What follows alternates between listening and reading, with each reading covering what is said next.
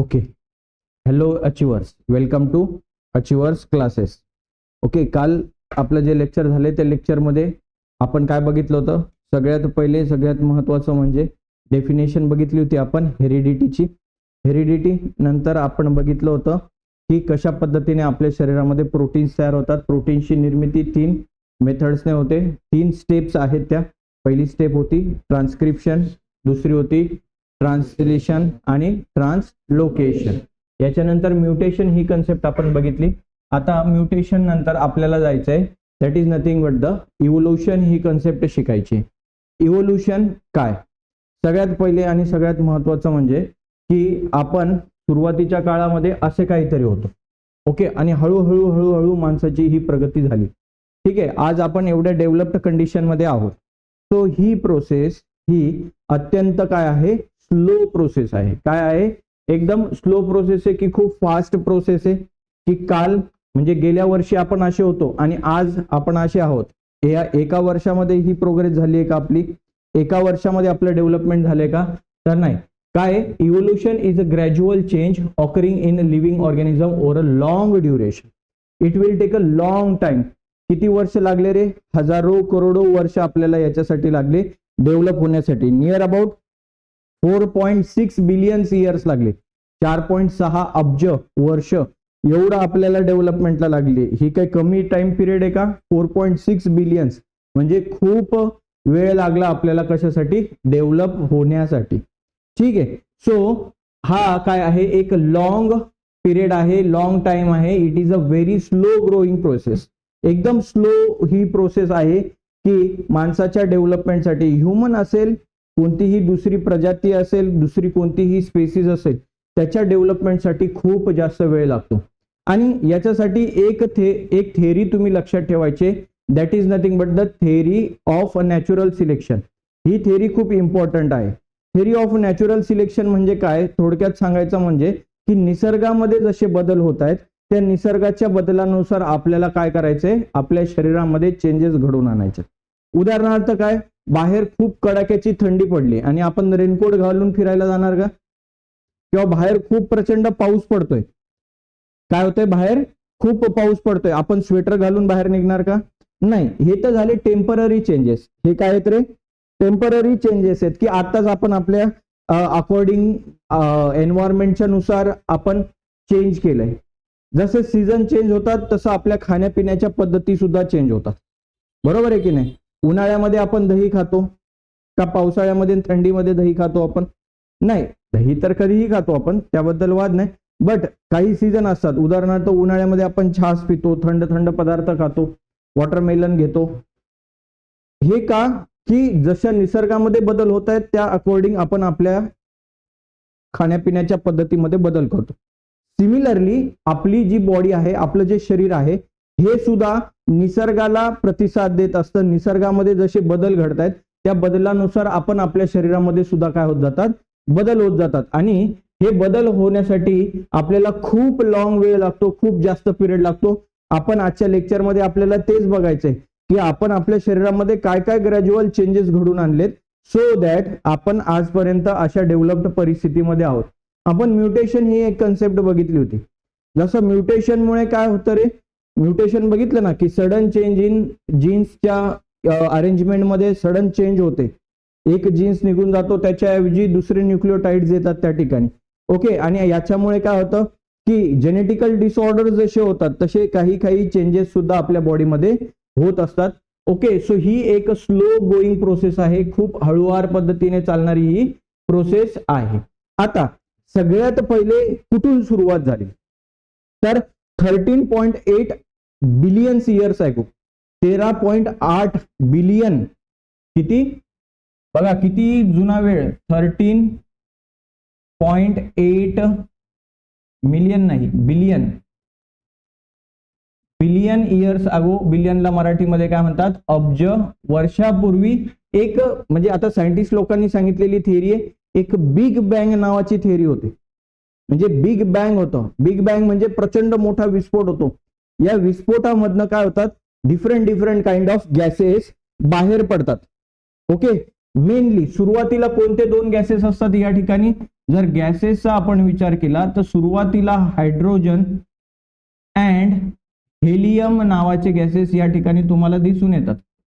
Hydrogen आणि helium नावाचा gas atmosphere मध्ये बाहेर पडतो आणि मग याच्यापासून कंडेन्सेशन होऊन एक प्रोसेस आहे, त्या प्रोसेस थ्रू काय होतात, वेगवेगळ्या प्रकारचे स्टार्स, वेगवेगळ्या प्रकारचे प्लॅनेट्स आपल्या अर्थवर नाही, आपल्या अराउंडला तयार होतात.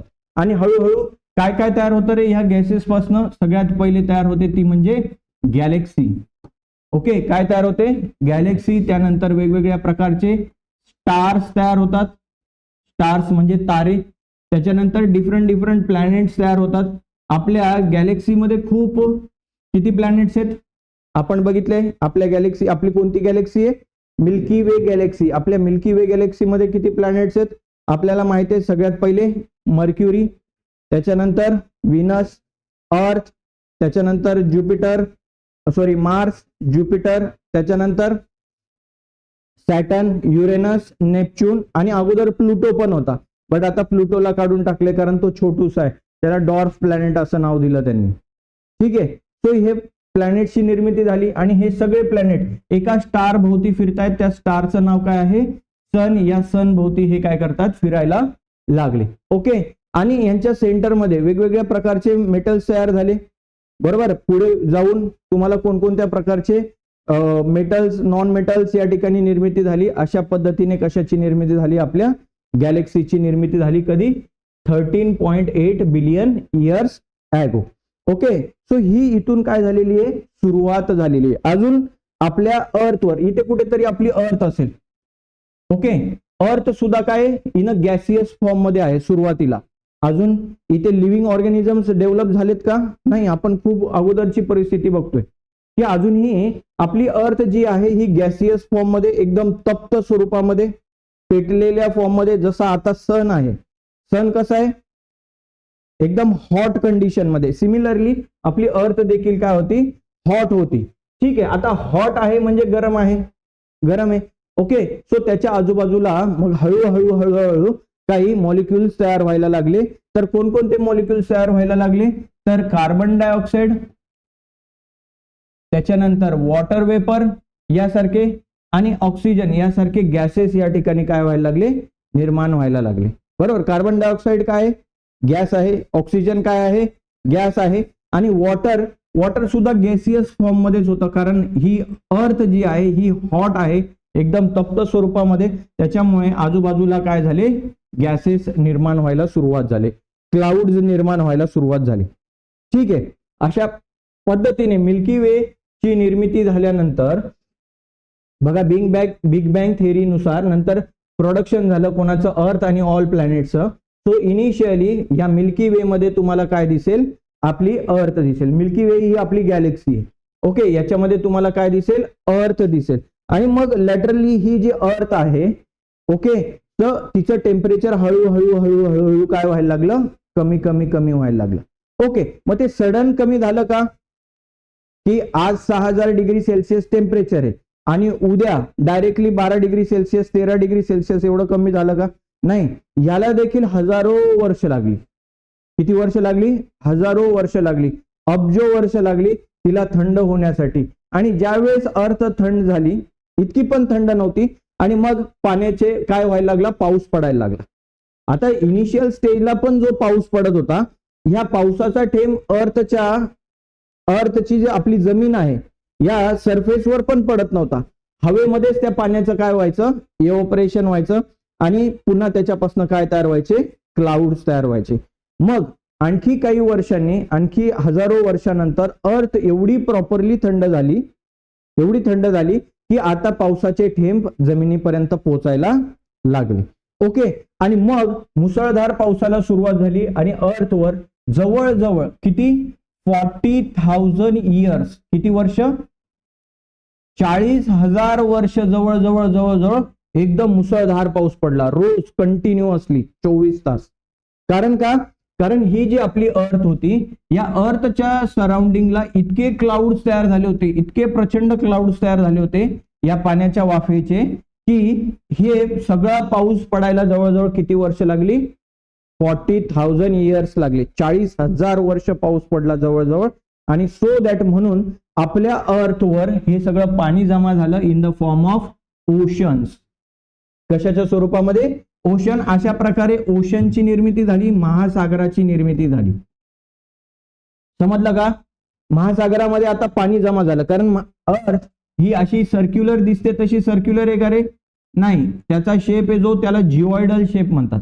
मग आता इथे जो खड्डा आहे, या खड्ड्यामध्ये आता काय जमा झालं? पाणी. अगोदर खड्डा होता फक्त, मग तिथे काय जमा झालं?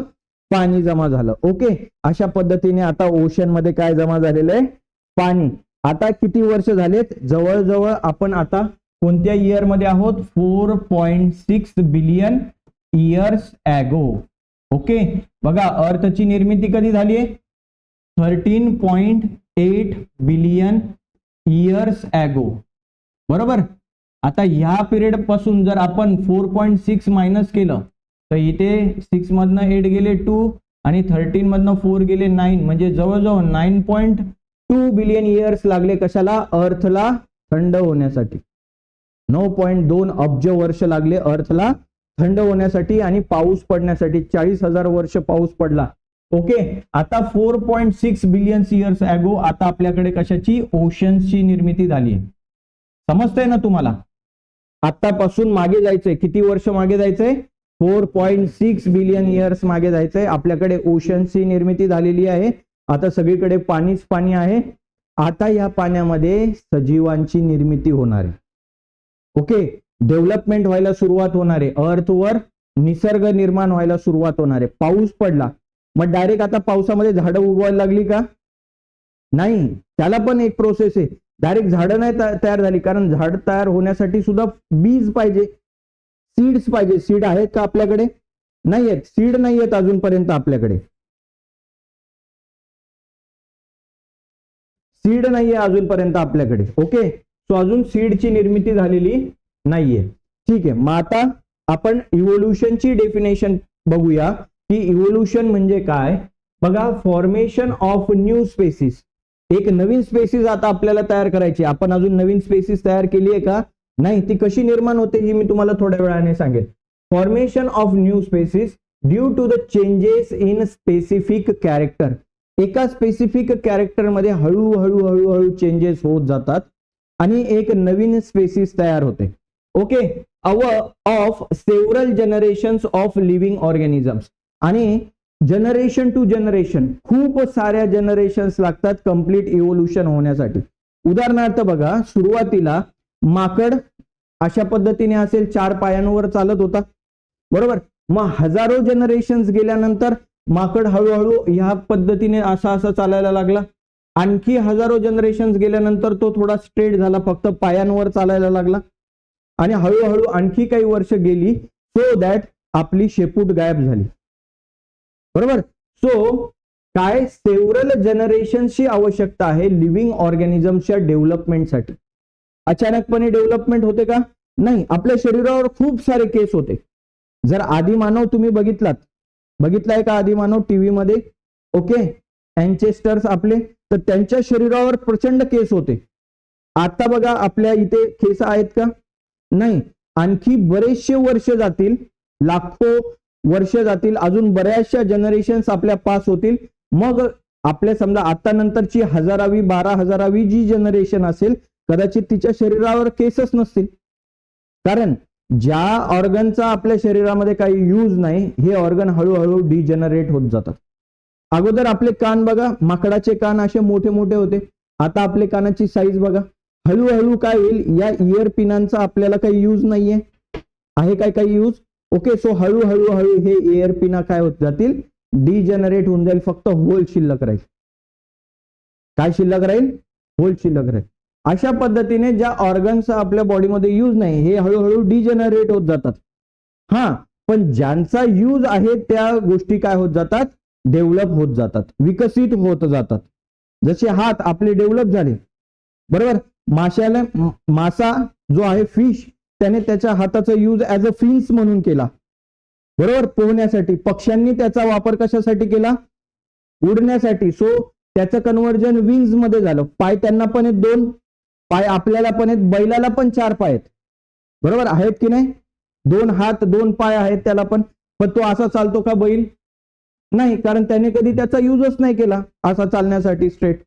बरोबर आहे, त्याने त्याचा यूज केला ऍज अ लेग्स म्हणून. सो त्याचे चारही पाय स्ट्रॉंग आहेत. बरोबर आहे की नाही? Yes. So it will take several generations for living organism as a response to the natural selection. बघा, नॅचरल सिलेक्शन खूप महत्वाचं आहे. तुम्ही ज्या एन्व्हायरमेंट मध्ये राहतात, उदाहरणार्थ घ्या, एक मी बेस्ट एक्झाम्पल तुम्हाला सांगतो की फिश समुद्रामध्ये राहतो, पाण्यामध्ये राहतो, सो दॅट त्याने त्याच्या हाताचा यूज ऍज अ फिन्स म्हणून केला. Correct? Yes or no? Yes. आपण पण जर समुद्रात राहिलो असतो तर कदाचित आपण पण आपल्या हाताचा यूज ऍज अ फिन्स म्हणून केला असता, तर काही डेव्हलपमेंट झाली असती. आपण जर आकाशात उडत राहिलो असतो तर आपल्या हातांचं स्ट्रक्चर काही वेगळं राहिलं असतं, ऍज अ पंखांसारखं राहिलं असतं. बरोबर? आता उद्या उठून समजा इथे खूप पाऊस पडला आणि प्रचंड पाऊस, इथे पाणी जमा झालं, मग आता आपल्याला पाण्यातच राहायला लागणार आहे. मग लगेच आपल्या बॉडीमध्ये गिल्स जनरेट होतील का? गिल्स आले, कारण पाण्यामध्ये जर राहायचंय तर तुम्ही नाकाने श्वास नाही घेऊ शकत, नाकातनं पाणी फुफ्फुसात जाईल, तुम्ही मरून जाशाल. सो दॅट काय पाहिजे तुम्हाला? गिल्स पाहिजेत. जसं गिल्स कोणाला आहेत? फिशेसला आहेत. ते काय करतात? फिश पाणी ऍब्सॉर्ब करतात, पाणी खेचतात शरीरामध्ये, ते गिल्स मध्ये जातं. गिल्स काय करतो? त्याच्यातला ऑक्सिजन सेपरेट करतो, पाणी ते परत सोडून देतात. ऑक्सिजनचा यूज त्यांना लिव्हिंग साठी होतो. तसं आपण करू शकतो का? नाकातनं घेतलं किंवा तोंडातनं पाणी पिऊन घेतलं आणि ऑक्सिजन सेपरेट करण्याची प्रोसेस आपल्या बॉडीमध्ये आहे का? मग आपण सर्व्हाइव्ह होऊ का? जिवंत राहू का? नाही जिवंत राहणार. म्हणजे नॅचरल सिलेक्शन नुसार आपण जगू शकतोय का? नाही. पण आपण टेरेस्ट्रियल अॅनिमल्स आहेत, जमिनीवर राहणारे अॅनिमल्स आहोत. सो दॅट आपल्याला पाण्यात राहायची सवय नाही, म्हणून आपल्या बॉडीमध्ये अशा प्रकारचे चेंजेस झालेत की आपल्याला नोज आहे आणि लंग्स आहेत आणि म्हणून आपण काय करू शकतो? निसर्गामध्ये सर्व्हाइव्ह करू शकतोय. समजतंय तुम्हाला? एव्हरीवन समजलं सगळ्यांना? सो ही डेफिनेशन, इव्होल्युशनची डेफिनेशन आपण सगळ्यात शेवटी परत एकदा बघूया. ओके, आता ती काहीशी तुम्हाला समजणार नाही, पण जेव्हा आपण सगळे शिकलेलो असू, सगळा भाग शिकलेला असू, त्यावेळेस जेव्हा तुम्हाला साहीचे साही इव्होल्युशन्स आपल्याला बघायचे, एव्हिडन्सेस ऑफ इव्होल्युशन, त्याच्यानंतर तुम्हाला ही डेफिनेशन खूप चांगल्या पद्धतीने कळेल. ओके, चला मग पुढे जाऊया आपण. बघा, मग आता खूप सारा पाऊस पडलेला आहे आपल्याकडे अर्थवर. आपण कुठे आहोत आता? कोणत्या वर्षामध्ये आहोत आपण? 4.6 बिलियन इयरच्या अगोचा विचार करत आहोत. 4.6 बिलियन इयर्स ॲगो. ओके, आता इथून पण हा जो 0.1 बिलियन इयर आहे, हा जर मायनस केला आपण, तर आता काय राहिलं? 4.5 बिलियन इयर्स ॲगो. या 0.1 बिलियन इयर मध्ये काय झालं? या 0.1 बिलियन इयर मध्ये काय झालं की या समुद्राच्या पाण्यामध्ये स्मॉल स्मॉल छोटे छोटे असे मॉलिक्युल्स निर्माण झाले. काय तयार झाले रे? मॉलिक्युल्स निर्माण झाले, छोटे छोटे छोटे छोटे मॉलिक्युल्स निर्माण झाले. कोणासारखे? कार्बन सारखे, ऑक्सिजन सारखे, हायड्रोजन सारखे असे छोटे छोटे छोटे मॉलिक्युल्स इथे काय झाले? निर्माण झाले. बघूयात मग आपण त्याला की कशा पद्धतीने आता सजीवांची सृष्टी निर्माण झाली. 3.5 बिलियन इयर्स ॲगो काय झालं रे? Life had been non existence on the earth. अर्थवर कोणत्याही प्रकारचं लाईफ होतं का रे? नाही. ओके, मग असे स्मॉल स्मॉल स्मॉल छोटे छोटे simple elements like carbon, hydrogen, oxygen असे छोटे छोटे simple simple molecules, simple simple elements निर्माण झाले. कशामध्ये? समुद्रामध्ये. ओके, आणि मग हे स्मॉल स्मॉल एलिमेंट्स एकमेकांबरोबर कंबाईन होऊन ऑर्गॅनिक अँड इनऑर्गॅनिक कंपाऊंड तयार झाले. मग कोणते रे organic inorganic compound? Just like carbon dioxide, water, त्याच्यानंतर अमिनो ऍसिड्स तयार झाले छोटे छोटे. समजतंय का? अमिनो ऍसिड्स आपण बघितलं की एक अमिनो ऍसिड प्लस दुसरा अमिनो ऍसिड प्लस तिसरा अमिनो ऍसिड, असे खूप सारे अमिनो ऍसिड्स एकत्र आले की काय तयार होतं रे? प्रोटीन्स तयार होतात. सो असे अमिनो ऍसिड्स निर्माण झाले. त्याच्यानंतर न्यूक्लिक ऍसिडची निर्मिती झाली. सगळ्यात महत्वाचं, कशाची निर्मिती झाली? न्यूक्लिक ऍसिडची निर्मिती झाली. हे ऑर्गॅनिक सबस्टन्सेस आहेत, ऑर्गॅनिक कंपाऊंड आहेत. सगळ्यात पहिले कोणत्या एलिमेंटची निर्मिती झाली समुद्रामध्ये? सिंपल एलिमेंटची निर्मिती झाली. आणि हे simple element carbon, hydrogen, oxygen, nitrogen हे एकत्र येऊन काय तयार झालं रे? अमिनो ऍसिड्स आणि न्यूक्लिक ऍसिड सारखे ऑर्गॅनिक आणि इनऑर्गॅनिक कंपाऊंड. बघा यांना म्हणतात ऑर्गॅनिक कंपाऊंड. हे झाले कार्बन डायऑक्साइड, वॉटर आणि अमोनिया, यांना काय म्हणतो आपण? Inorganic compound. कोणते कंपाऊंड रे? Compound. Amino acid, nucleic acid, protein यांना आपण काय म्हणतो? Organic compound. यांना काय म्हणतो आपण? सो अशा इनऑर्गॅनिक आणि ऑर्गॅनिक कंपाऊंडची निर्मिती झाली. आता मला एक फुल फॉर्म सांगा, डीएनएचा फुल फॉर्म काय? बरोबर, डीएनए, डीऑक्सीरायबो न्यूक्लिक ऍसिड आहे का? बघा न्यूक्लिक ऍसिड. याच डीएनए पासून जेनेटिकल इन्फॉर्मेशन आपण पुढच्या जनरेशन कडे ट्रान्सफर करतो का? Yes or no? या न्यूक्लिक ऍसिडची निर्मिती कुठे झाली? आता समुद्रामध्ये झाली. ओके, सो काय काय तयार झाले परत एकदा सांगतो. सिंपल एलिमेंट, सिंपल एलिमेंट्स पासून ऑर्गॅनिक आणि इनऑर्गॅनिक कंपाऊंड तयार झाले. ऑर्गॅनिक कंपाऊंड कोणते? Ammonia, carbon dioxide, water. Inorganic compound कोणते? अमिनो ऍसिड्स, प्रोटीन आणि न्यूक्लिक ऍसिड यांची काय झाली रे? निर्मिती झाली. ओके, आता बघा न्यूक्लिक ऍसिड मेनली काय तयार झालंय? न्यूक्लिक ऍसिड तयार झालंय. म्हणजे आता तुमची तयार होईल फर्स्ट प्रिमिटिव्ह सेल. याच्यापासून काय तयार होईल? बघा बघा हे न्यूक्लिक ऍसिडचा फॉर्म्युला आहे. काय तयार होईल आता तुमची? बघा प्रोटीन आणि न्यूक्लिक ऍसिड तयार झालं. मी तुम्हाला सांगितलं ऑलरेडी ऑर्गॅनिक इनऑर्गॅनिक पासून. ओके, सो आता काय तयार होईल याच्यापासून? तुमची first primitive cell. Primitive cell म्हणजे प्रिमिटिव्ह म्हणजे फर्स्ट. सेल, सेल आपण बघितलं होतं. सेल काय असतं? बघा हा त्याचा सगळ्यात आउटर कव्हरेज, ह्याला काय म्हणतो आपण? सेल मेम्ब्रेन म्हणतो याला. ओके, या सेल मेम्ब्रेनच्या आतमध्ये असं लिक्विड भरून ठेवलेलं असतं. या लिक्विडला काय म्हणतो आपण? सायटोप्लाझ्म. आणि याच्या आतमध्ये काय असतं? ते न्यूक्लियस. या न्यूक्लियसच्या आतमध्ये तुम्हाला थ्रेड लाईक स्ट्रक्चर वगैरे दिसणार आहे. सो ह्या न्यूक्लिक ऍसिड पासनं, या प्रोटीन्स पासनं अशा पद्धतीने सगळ्यात पहिली प्रिमिटिव्ह सेल तयार झाली. ह्या ऑर्गॅनिझम्सला आपण म्हणणार युनिसेल्युलर ऑर्गॅनिझम. यांच्यामध्ये डेव्हलपमेंट झाली. परत ही सेल म्हणजे ऍनिमल आहेत का? नाही, याच्यामध्ये आणखी हजारो वर्ष डेव्हलपमेंट झाली आणि युनिसेल्युलर ऑर्गॅनिझम्सची निर्मिती झाली. सगळ्यात पहिले ते म्हणजे कोणता? अमिबा, पॅरामेशियम, युग्लिना यासारख्या युनिसेल्युलर ऑर्गॅनिझमची काय झाली? निर्मिती झाली. बघा याच्यामध्ये अमिबा, पॅरामेशियम एनिमल्स आहेत. युग्लिना हे काय आहे? प्लांट आहे. म्हणजे सगळ्यात पहिले कोणत्या प्रकारचे एनिमल्स तयार झाले रे? युनिसेल्युलर एनिमल्स तयार झाले. युनिसेल्युलर प्लांट्स तयार झाले. आता या युनिसेल्युलर ऑर्गॅनिझम्स पासून डेव्हलपमेंट होत होत होत काय तयार होणार आहेत? मोठे मोठे जीव तयार होणार आहेत. ओके, आता तुम्हाला एक गोष्ट तर माहिती आहे की एक सेल आहे त्याला आपण म्हणतो युनिसेल्युलर, हो की नाही? ओके, असे खूप सारे सेल्स एकत्र येतात. ओके, आणि आणखी एक दुसरा जीव तयार होतो त्याला काय म्हणतो आपण? Multi cellular. काय म्हणतो? Multi cellular organism. मग आपण कोणत्या प्रकारचे ऑर्गॅनिझम्स आहोत? मल्टी सेल्युलर ऑर्गॅनिझम्स आहोत. ओके, बघा ह्या अशा युनिसेल्युलर काय तयार झाल्या?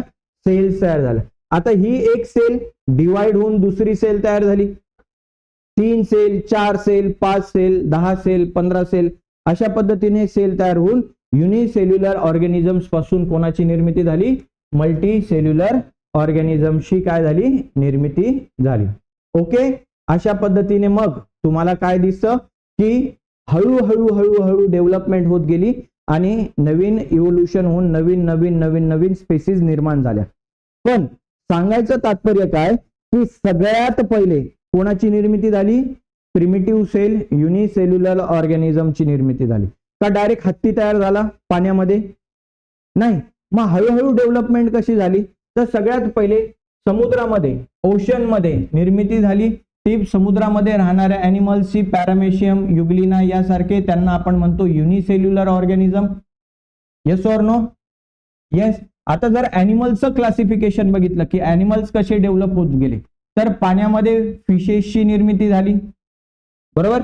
हे काही फिशेस पाण्यावर पण राहायचे, ते पाण्यातनं बाहेर पण यायला लागले काही, बरोबर. उदाहरणार्थ बेडूक घ्या, कासव घ्या, जे पाण्यामध्ये पण राहतात, पाण्याच्या बाहेर पण येतात, त्यांना आपण काय म्हणणार आहोत, ऍम्फिबियन्स. ओके. मग पाण्यातल्या ऍनिमल्स पासून कोणाची डेव्हलपमेंट झाली, ऍम्फिबियन्सची. ऍम्फिबियन्स म्हणजे काय, जे पाण्यात पण राहू शकतात आणि समुद्रावर जमिनीवर पण राहू शकतात. त्याच्यानंतर या ऍनिमल्स, काही ऍनिमल्स मग सरपटायला लागले, त्यांना आपण काय म्हटलं मग, रेप्टाइल्स. ओके. सो या ऍम्फिबियन्स पासून कोणाची निर्मिती झाली, म्हणजे त्यांच्या शरीरामध्ये चेंजेस होत गेले, त्यांच्या शरीरामध्ये चेंजेस होत गेले, डेव्हलपमेंट होत गेले. काही ऍनिमल्स फक्त सरपटायला लागले, तर त्यांच्यापासून रेप्टाइल्स तयार झाले. उदाहरणार्थ साप घ्या, बरोबर. डायनासोर सुद्धा या रेप्टाइल्स प्रजातीमध्येच येतात. ओके. आता काही रेप्टाइल्सला पंख फुटायला लागले, म्हणजे त्यांनी तशी डेव्हलपमेंट केली, त्यांच्या शरीरामध्ये उडायला लागले. बघा, काही डायनासोर्स, तुम्हाला उडणारे डायनासोर सुद्धा दिसतात, आता दिसत नाहीत, आता दिसत नाहीत. आपण हे पिक्चर मध्ये बघितलं की डायनासोर्स उडतात, त्यांना पंख होते. मग हे जे रेप्टाइल्स आहेत, हे काही रेप्टाइल्स उडायला लागले, त्यांना आपण नाव दिलं एव्स. यांच्यापासून कशाची निर्मिती झाली, एव्सची. आणि सगळ्यात फायनली कोणाची निर्मिती झाली, मॅमल्स. मॅमल्स म्हणजे स्तनधारी, जे आपल्या बाळांना दूध पाजतात. एव्सची काय क्लासिफिकेशन आहे, त्यांचं काय महत्व आहे, की ते त्यांच्या पिलांना अंडी थ्रू जन्म घालतात, बरोबर. आणि मॅमल्स बाळांना जन्म देतात, बरोबर, बर्थ देतात. समजतंय ना सगळ्यांना. सो अशा प्रकारे हळूहळू समुद्रामधनं डेव्हलपमेंट होत होत होत मॅमल्स पर्यंतचा प्रवास आपल्याला ह्या ठिकाणी बघायचा आहे. समजतंय तुम्हाला. ओके. सो यालाच काय म्हणतो आपण, इव्होल्युशन. यालाच काय म्हणतो आपण, इव्होल्युशन, प्रगती, उत्क्रांती. First primitive type of cell may have been formed from a mixture of different type of organic and inorganic compound. बघा, जी पहिली प्रिमिटिव्ह सेल आहे, ही पहिली प्रिमिटिव्ह सेल कोणापासून तयार झाली रे, काही ऑर्गॅनिक आणि काही इनऑर्गॅनिक कंपाऊंड यांचं मिक्सचर होऊन, यांचं काय होऊन, मिक्सचर होऊन पहिली प्रिमिटिव्ह सेल झाली. मी तुम्हाला ऑर्गॅनिक कंपाऊंड सांगितले होते. कोणकोणते ऑर्गॅनिक कंपाऊंड होते, अमिनो ऍसिड, अमिनो ऍसिड पासून तयार झाले प्रोटीन आणि काय, nucleic acid. Okay. Inorganic compound कोणते होते, वॉटर होतं, कार्बन डायऑक्साइड होतं, आणि त्याच्यानंतर सगळ्यात महत्वाचं म्हणजे काय, अमोनिया. ओके. यांच्यापासून, ह्या सगळ्यांच्या मिक्सचर पासून काय तयार झाली, तुमची प्रिमिटिव्ह सेल तयार झाली, first primitive cell. Number of those cells may have been increased. आता एक सेल होती, ती डिवाइड झाली, दोन सेल झाल्या, दोन सेल डिवाइड झाल्या, 4 सेल झाल्या, 4 सेल डिवाइड झाल्या, 8 सेल झाल्या, 8 पासून 16, 32, 64, 128 या पद्धतीने त्यांचं काय होत गेलं, डिव्हिजन होत गेलं. आणि मग युनिसेल्युलर पासून कोणाची निर्मिती झाली, मल्टी सेल्युलर ऑर्गॅनिझमची निर्मिती झाली. Okay. There may had been some differences among those cell. आता या सेल मध्ये काहीतरी डिफरन्सेस असतील. आता मला सांगा, बेडूक जो निर्माण होतो त्याची सेल, माणूस जो निर्माण होतो त्याची सेल, या दोघांच्या सेल सेम असतील का, त्याच्यात काहीतरी डिफरन्सेस असेल. म्हणून त्याची डेव्हलपमेंट होऊन होऊन शेवटी काय तयार झालं रे, बेडूक. माणसाची सेल हळूहळू डेव्हलप होऊन पोटामध्ये काय तयार झालंय, पोटामध्ये म्हणजे गर्भाशयामध्ये, युटेरस मध्ये बाळाची निर्मिती झाली. Yes or no, yes or no, yes. Okay. आणि मग तो कम्प्लिटली एक बाळ डेव्हलप झालं, आणि मग फायनली ती आई त्या बाळाला जन्म देते, आणि मग तो मुलगा दिसतो, आणि इकडे हा बेडूक दिसतो. मुलगा असेल किंवा मुलगी असेल जन्माला घातलेला, इकडे हा बेडूक दिसतो. तो पण मेल बेडूक असेल किंवा फिमेल बेडूक असेल. असं होतं का की दोघांच्या सेल इक्वलच आहेत, सेमच आहेत. जर एम्ब्रियॉनिक स्टेज जर तुम्ही बघितली, आपल्याला सहावं इव्हिडन्स बघायचंय. काय बघायचंय, 6वं इव्हिडन्स, एम्ब्रियॉनिक इव्हिडन्सेस बघायचे आपल्याला. एम्ब्रियोलॉजिकल इव्हिडन्सेस सगळ्यात शेवटचं इव्हिडन्स आहे. त्याच्यामध्ये तुम्हाला दिसेल की सुरुवातीला सगळ्यांच्या सेल दिसायला एकदम सेम असतात, दिसायला. बाकी ते नंतर बघू. आपल्याला आता लक्षात काय ठेवायचंय, तुम्हाला एक गोष्ट लक्षात ठेवा, प्रत्येक सेल ही डिफरंट होती, त्याच्यामध्ये डेव्हलपमेंट पण वेगवेगळे प्रकारे होत गेल्या, आणि म्हणून त्या एका सेल पासून कदाचित बेडूक तयार झाला असेल, दुसऱ्या काही सेल पासून फिशेस तयार झाले, काही बेडूक जमिनीवर यायला लागले, बरोबर. त्यांच्यामध्ये आणखी काही डेव्हलपमेंट होत गेली, डायनासोर्स निर्माण झाले, डायनासोर्स हवेत उडायला लागले, त्यांच्यात आणखी डेव्हलपमेंट झाले, छोटे छोटे पक्षी तयार झाले, आणि खूप साऱ्या स्पेसीज आपल्या आजूबाजूला तुम्हाला दिसत आहेत. ओके, सो हे सगळं कशानुसार चालतं, according to the principle of natural selection. आता नॅचरल सिलेक्शन जो फॉलो करत नाही तो ह्या अर्थवर एक्सटिंक्ट होत नाही, जिवंत राहत नाही, एक्सटिंक्ट होऊन जातात. ती प्रजाती काय होते, एक्सटिंक्ट म्हणजे नष्ट होऊन जाते. उदाहरणार्थ बघा, डायनोसोर्स कसे होते, प्रचंड मोठे, आपल्या एक 4-5 मजली बिल्डिंग एवढा मोठा डायनोसॉर, बरोबर. आता हा डायनोसॉर मग हा ताटामध्ये जेवण करत असेल का, 2 चपात्या, 1 भात, भाजी, पोळी, बस भरलं पोट, असं असेल का? 2 मिनिटं, हा कंटिन्यू करू. मग जर डायनासोरला ताटामध्ये जेवायला दिलं तर त्याचं पोट भरेल का?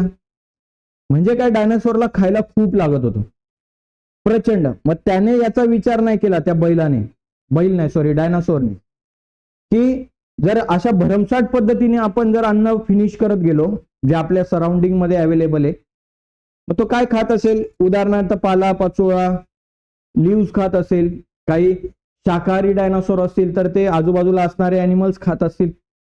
पण एक दिवस डायनासोरची संख्या एवढी वाढली, त्यांनी त्या गोष्टीचा विचार नाही केला, त्यांना बैलांना ब्रेन नव्हता, होता पण त्याचा त्यांनी वापर नाही केला, की आपण निसर्गाला संपून चालणार नाही.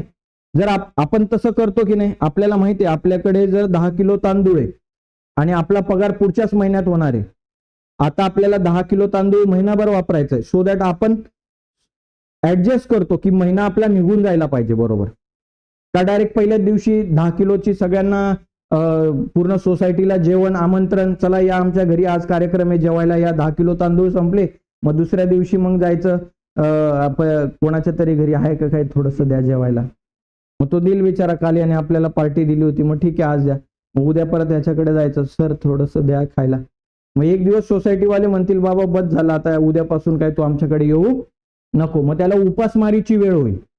डायनासोरच्या बाबतीत पण असंच झालं, आजूबाजूला जेवढं फूड होतं अवेलेबल ते त्यांनी खाऊन घेतलं, आता त्यांच्यावर उपासमारीची वेळ आली आणि फायनली सगळे डायनासोर्स या अर्थ वरचे मेले, संपले, एक्सटिंक्ट झाले, ती प्रजातीच नष्ट होऊन गेली, ते जमिनीत गाडले गेले, किंवा भूकंप आला असेल, महापूर आला असेल, खूप काही अशी नॅचरल कॅलॅमिटी आली असेल, ते जमिनीच्या खाली गाडले गेले, ते पण बघायचं आहे आपल्याला पुढे.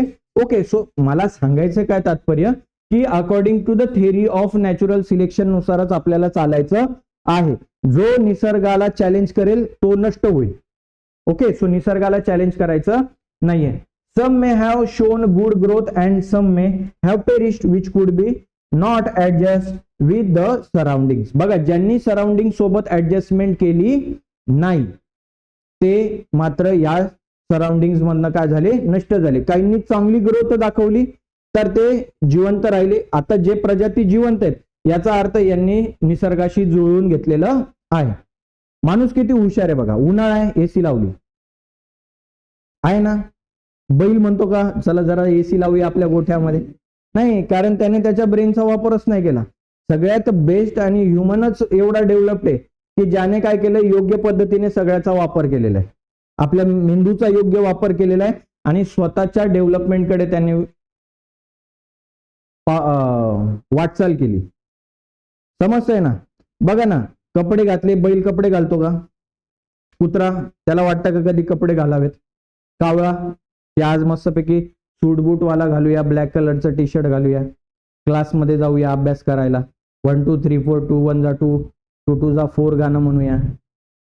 कोणाला वाटलं, कोणती प्रजाती आहे आपल्या पूर्ण अर्थवर, आपण अर्थचाच विचार करूया, आहे कोणती प्रजाती ज्याने अभ्यास केलाय, ज्याने कपडे घातले, ज्याला असं वाटतं की एवढ्या लांब कुठं पाय पाय चालायचं, बैल पाय पाय चालत जातो. तो म्हणतो का जरा मोटरसायकलवर जाऊया, लांब आहे, लय लांब आहे, मोटरसायकलवर जाऊया, असं म्हणतो का? आज रविवारी, आज चिकन करूया, मटन बनवूया, किंवा शाकाहारी जे असतील ते म्हणतील आज श्रीखंड, मालक आज श्रीखंड द्या, असं बैल म्हणतो का? मालक आज श्रीखंड पुरी बनवा जरा, लय दिवस झाले चारा खाऊन खाऊन, असं होतं का? थेरी ऑफ नॅचरल सिलेक्शन, त्यांनी चारा निवडला, बिचारे चाराच खातात. नॅचरल सिलेक्शन आपण सगळं निवडलंय, आपण सगळं खातोय, मजा मारतोय, गरम होतंय, एसी लावलाय, बैल बिचारे बसले गोठ्यामध्ये म्याव म्याव करत. गाय बफेलो असेल. थेरी ऑफ नॅचरल सिलेक्शन आहे, समजलं? मग काय झालं रे, ज्यांनी व्यवस्थित सर्व्हाइव्ह केलं ते जगले. आता बघूया आपण कसं डेव्हलपमेंट होत गेली. युनिसेल्युलर बघा, अमिबा, पॅरामेशियम यासारखे, त्याच्यानंतर सिंपल मल्टीसेल्युलर वॉल्वॉक्सची निर्मिती झाली. हे बघा, हे काय होते?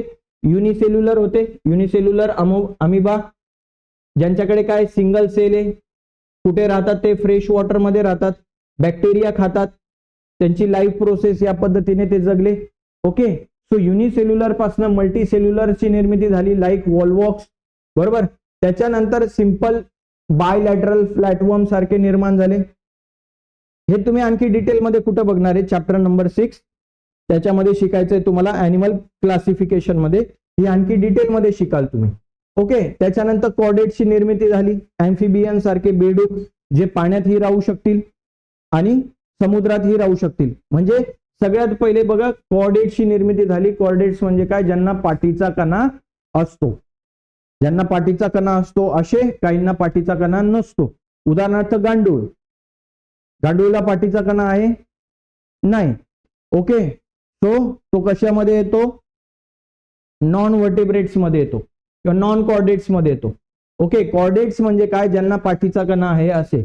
ओके, त्याच्यानंतर मॅमल्सची निर्मिती झाली, माणसाची निर्मिती झाली. ओके, हळूहळू हळूहळू डेव्हलप होत गेले. मी तुम्हाला सांगितलं, सगळ्यात पहिले फिशेस, त्याच्यानंतर रेप्टाइल्स, फिशेस नंतर अँफिबियन्स, अँफिबियन्स नंतर रेप्टाइल्स, रेप्टाइल्स नंतर एव्ज नंतर मॅमल्स. अशी प्रगती हळूहळू हळू काय होत गेली? माणसाची होत गेली. म्हणजे अॅनिमल्स पासून हळूहळू सगळे डेव्हलप होत गेले. जसं अॅनिमल्स मध्ये डेव्हलपमेंट होत गेली, सिमिलरली प्लांट्स मध्ये सुद्धा काय होत गेली? डेव्हलप होत गेली. बघा, क्लोरेला सारखा युनिसेल्युलर ऑर्गॅनिझम निर्माण झाला, वोल्वॉक्स सारखी कॉलनीज तयार झाली, मॉसेस, त्याच्यानंतर फर्न्स. ओके, त्याच्यानंतर जिम्नोस्पर्म्स, अँजिओस्पर्म्स आले आणि बनियन ट्री सारख्या मोठ्या मोठ्या ट्री सुद्धा निर्माण झाल्या. बघा, जो क्लोरेला आहे, क्लोरेला आपल्याला डोळ्यांनी सुद्धा दिसत नाही, आपल्याला डोळ्यांनी सुद्धा दिसत नाही, इतका छोटा असतो. आणि बनियन ट्री किती प्रचंड असते. सो या क्लोरेला पासून हळूहळू डेव्हलपमेंट होत होत आता बनियन ट्री सारखे प्रचंड मोठे, बनियन म्हणजे काय माहिती आहे ना? Banyan tree. ओके, वडाचं झाड मोठं, केवढं मोठं असतं? प्रचंड, 400-400 वर्ष जगतं, 500-500 वर्षाचं झाड आहे. ओके, सो ह्यालाच आपण काय म्हणतो? इव्होल्युशन असं म्हणतो. यालाच आपण काय म्हणतो? इव्होल्युशन म्हणतो. मग आता परत आपण जाऊया इव्होल्युशनच्या डेफिनेशन कडे आणि एकदा इव्होल्युशनची आपण डेफिनेशन बघूया की कोणाला इव्होल्युशन म्हणायचं. ओके, बघा, आता बघूया फॉर्मेशन ऑफ न्यू स्पेसिस. बघा, एक सेल होती, सगळ्यात पहिले काय तयार झाली होती? सेल. सेल पासून बनियन ट्री तयार झाली, क्लोरेला पासून बनियन ट्री. अमिबा पासून आतापर्यंतचा माझ्यासारखा, तुमच्यासारखा प्रगत जीव तयार झाला, बरोबर. डॉग तयार झाले, कॅट तयार झाले, डायनासोर्स सारखे प्रजाती, मल्टीसेल्युलर ऑर्गॅनिझम्स तयार झाले. सो न्यू स्पेसिस तयार होते. कशामुळे रे? Due to the changes in specific character. प्रत्येक सेलच्या काही कॅरेक्टर्स मध्ये चेंजेस होत गेले. अकॉर्डिंग टू द, जो पाण्यात राहत होता त्याने गिल्सची निर्मिती केली, जो जमिनीवर राहतोय त्याने लंग्स निर्माण केले, स्वतःच्या शरीरामध्ये काय घडून आणले? त्यांनी चेंजेस घडून आणले. ओके, सो चेंजेसमुळे त्यांचे स्पेसिफिक कॅरेक्टर्स चेंज झाले. मग आता पाण्यात राहणाऱ्यांना आपण फिशेस म्हणतो, जमिनीवर राहणाऱ्यांना आपण टेरेस्टाईल म्हणतो, बरोबर आहे की नाही? ओके, सेव्हरल जनरेशन्स लागल्या कशासाठी? या लिव्हिंग ऑर्गॅनिझमच्या कॅरेक्टर चेंज होण्यासाठी. एका जनरेशन मध्ये चेंज झालं का? उदाहरणार्थ, मी आहे, मला कान आहेत, आणि माझ्या जनरेशन नंतर जी जनरेशन आली, म्हणजे माझ्या मुलांना कानच नाहीयेत. का? तर सरांनी कानाचा वापर केला नाही, म्हणून माझ्या मुलांमध्ये डायरेक्ट कान गायब होतील का? नाही. इथून 1000 पिढ्या जातील आमच्या, मी, माझा मुलगा, मग मुलाचा मुलगा, मुलाचा मुलगा, मुलाचा मुलगा, मुलगा मुलगा मुलगा मुलगा, असं करत करत 1000 जनरेशन नंतर कदाचित कदाचित सांगतोय हा, तरी सुद्धा ती कान गायब झालेली असतील. It will take long time, it will take long time एखादा चेंजेस होण्यासाठी आपल्या शरीरामध्ये. उदाहरणार्थ आपल्या शरीरामध्ये अपेंडिक्स नावाचं एक ऑर्गन आहे, लार्ज इंटेस्टाईनच्या इथे असतं, बरोबर. त्याचा आपल्याला काहीच यूज नाहीये, बट स्टील अजून आपल्या शरीरामध्ये आहे. बघा मी तुम्हाला सांगतो, मी उदाहरण त्यावेळेस सांगेल, त्यावेळेस तुमच्या किती पक्क लक्षामध्ये राहील की किती वर्ष लागतात एखादा ऑर्गन आपल्या शरीरामधनं गायब व्हायला, किती वर्ष लागतात हे तुम्हाला तेव्हा लक्षात येईल. ठीक आहे.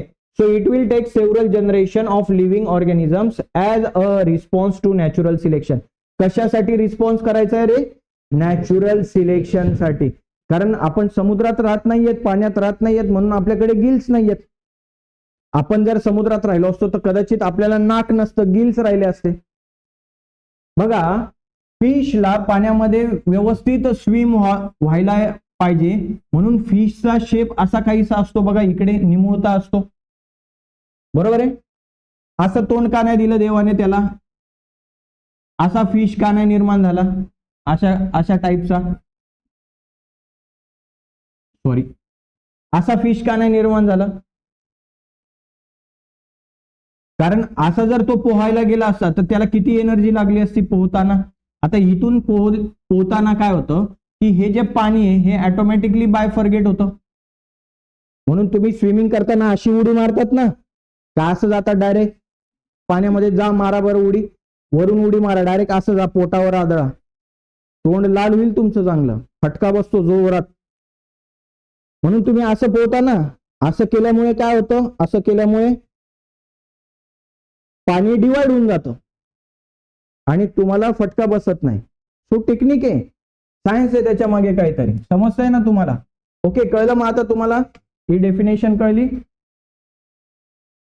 ठीक आहे.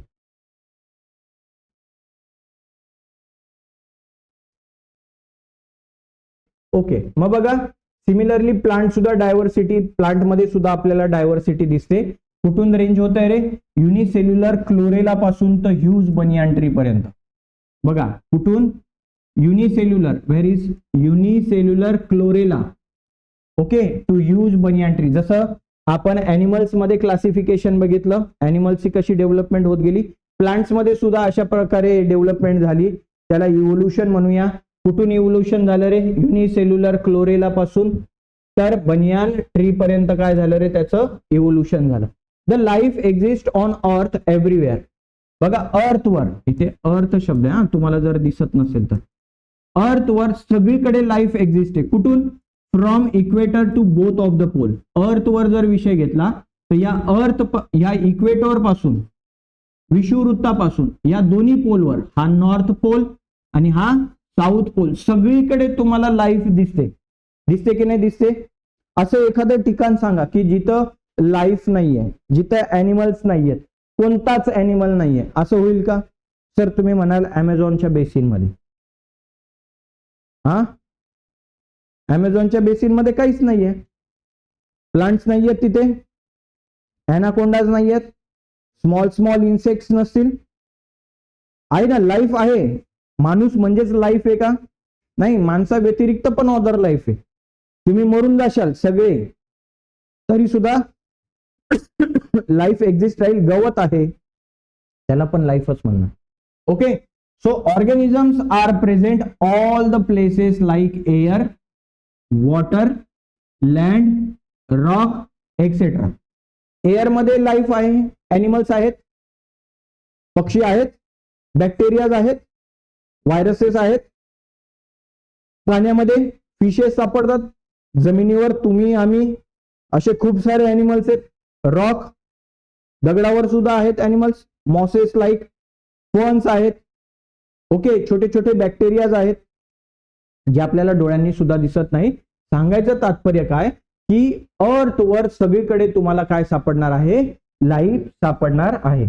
Different theories about the origin and evolution of life have been proposed till today, of which theory of gradual development of living organisms is accepted. बघा, जिंदगी किंवा हे जीवन कसं ओरिजिन झालं, निर्माण कसं झालं, त्याच्यामध्ये उत्क्रांती कशी घडून आली, इव्होल्युशन कसं घडून आलं, याच्याबद्दल बऱ्याचशा थेअरी आहेत. बट एक कॉमन थेअरी कोणती आहे की gradual development of living organisms. या लिव्हिंग ऑर्गॅनिझम्सचे जे डेव्हलपमेंट झाले हे ग्रॅज्युअली झाले.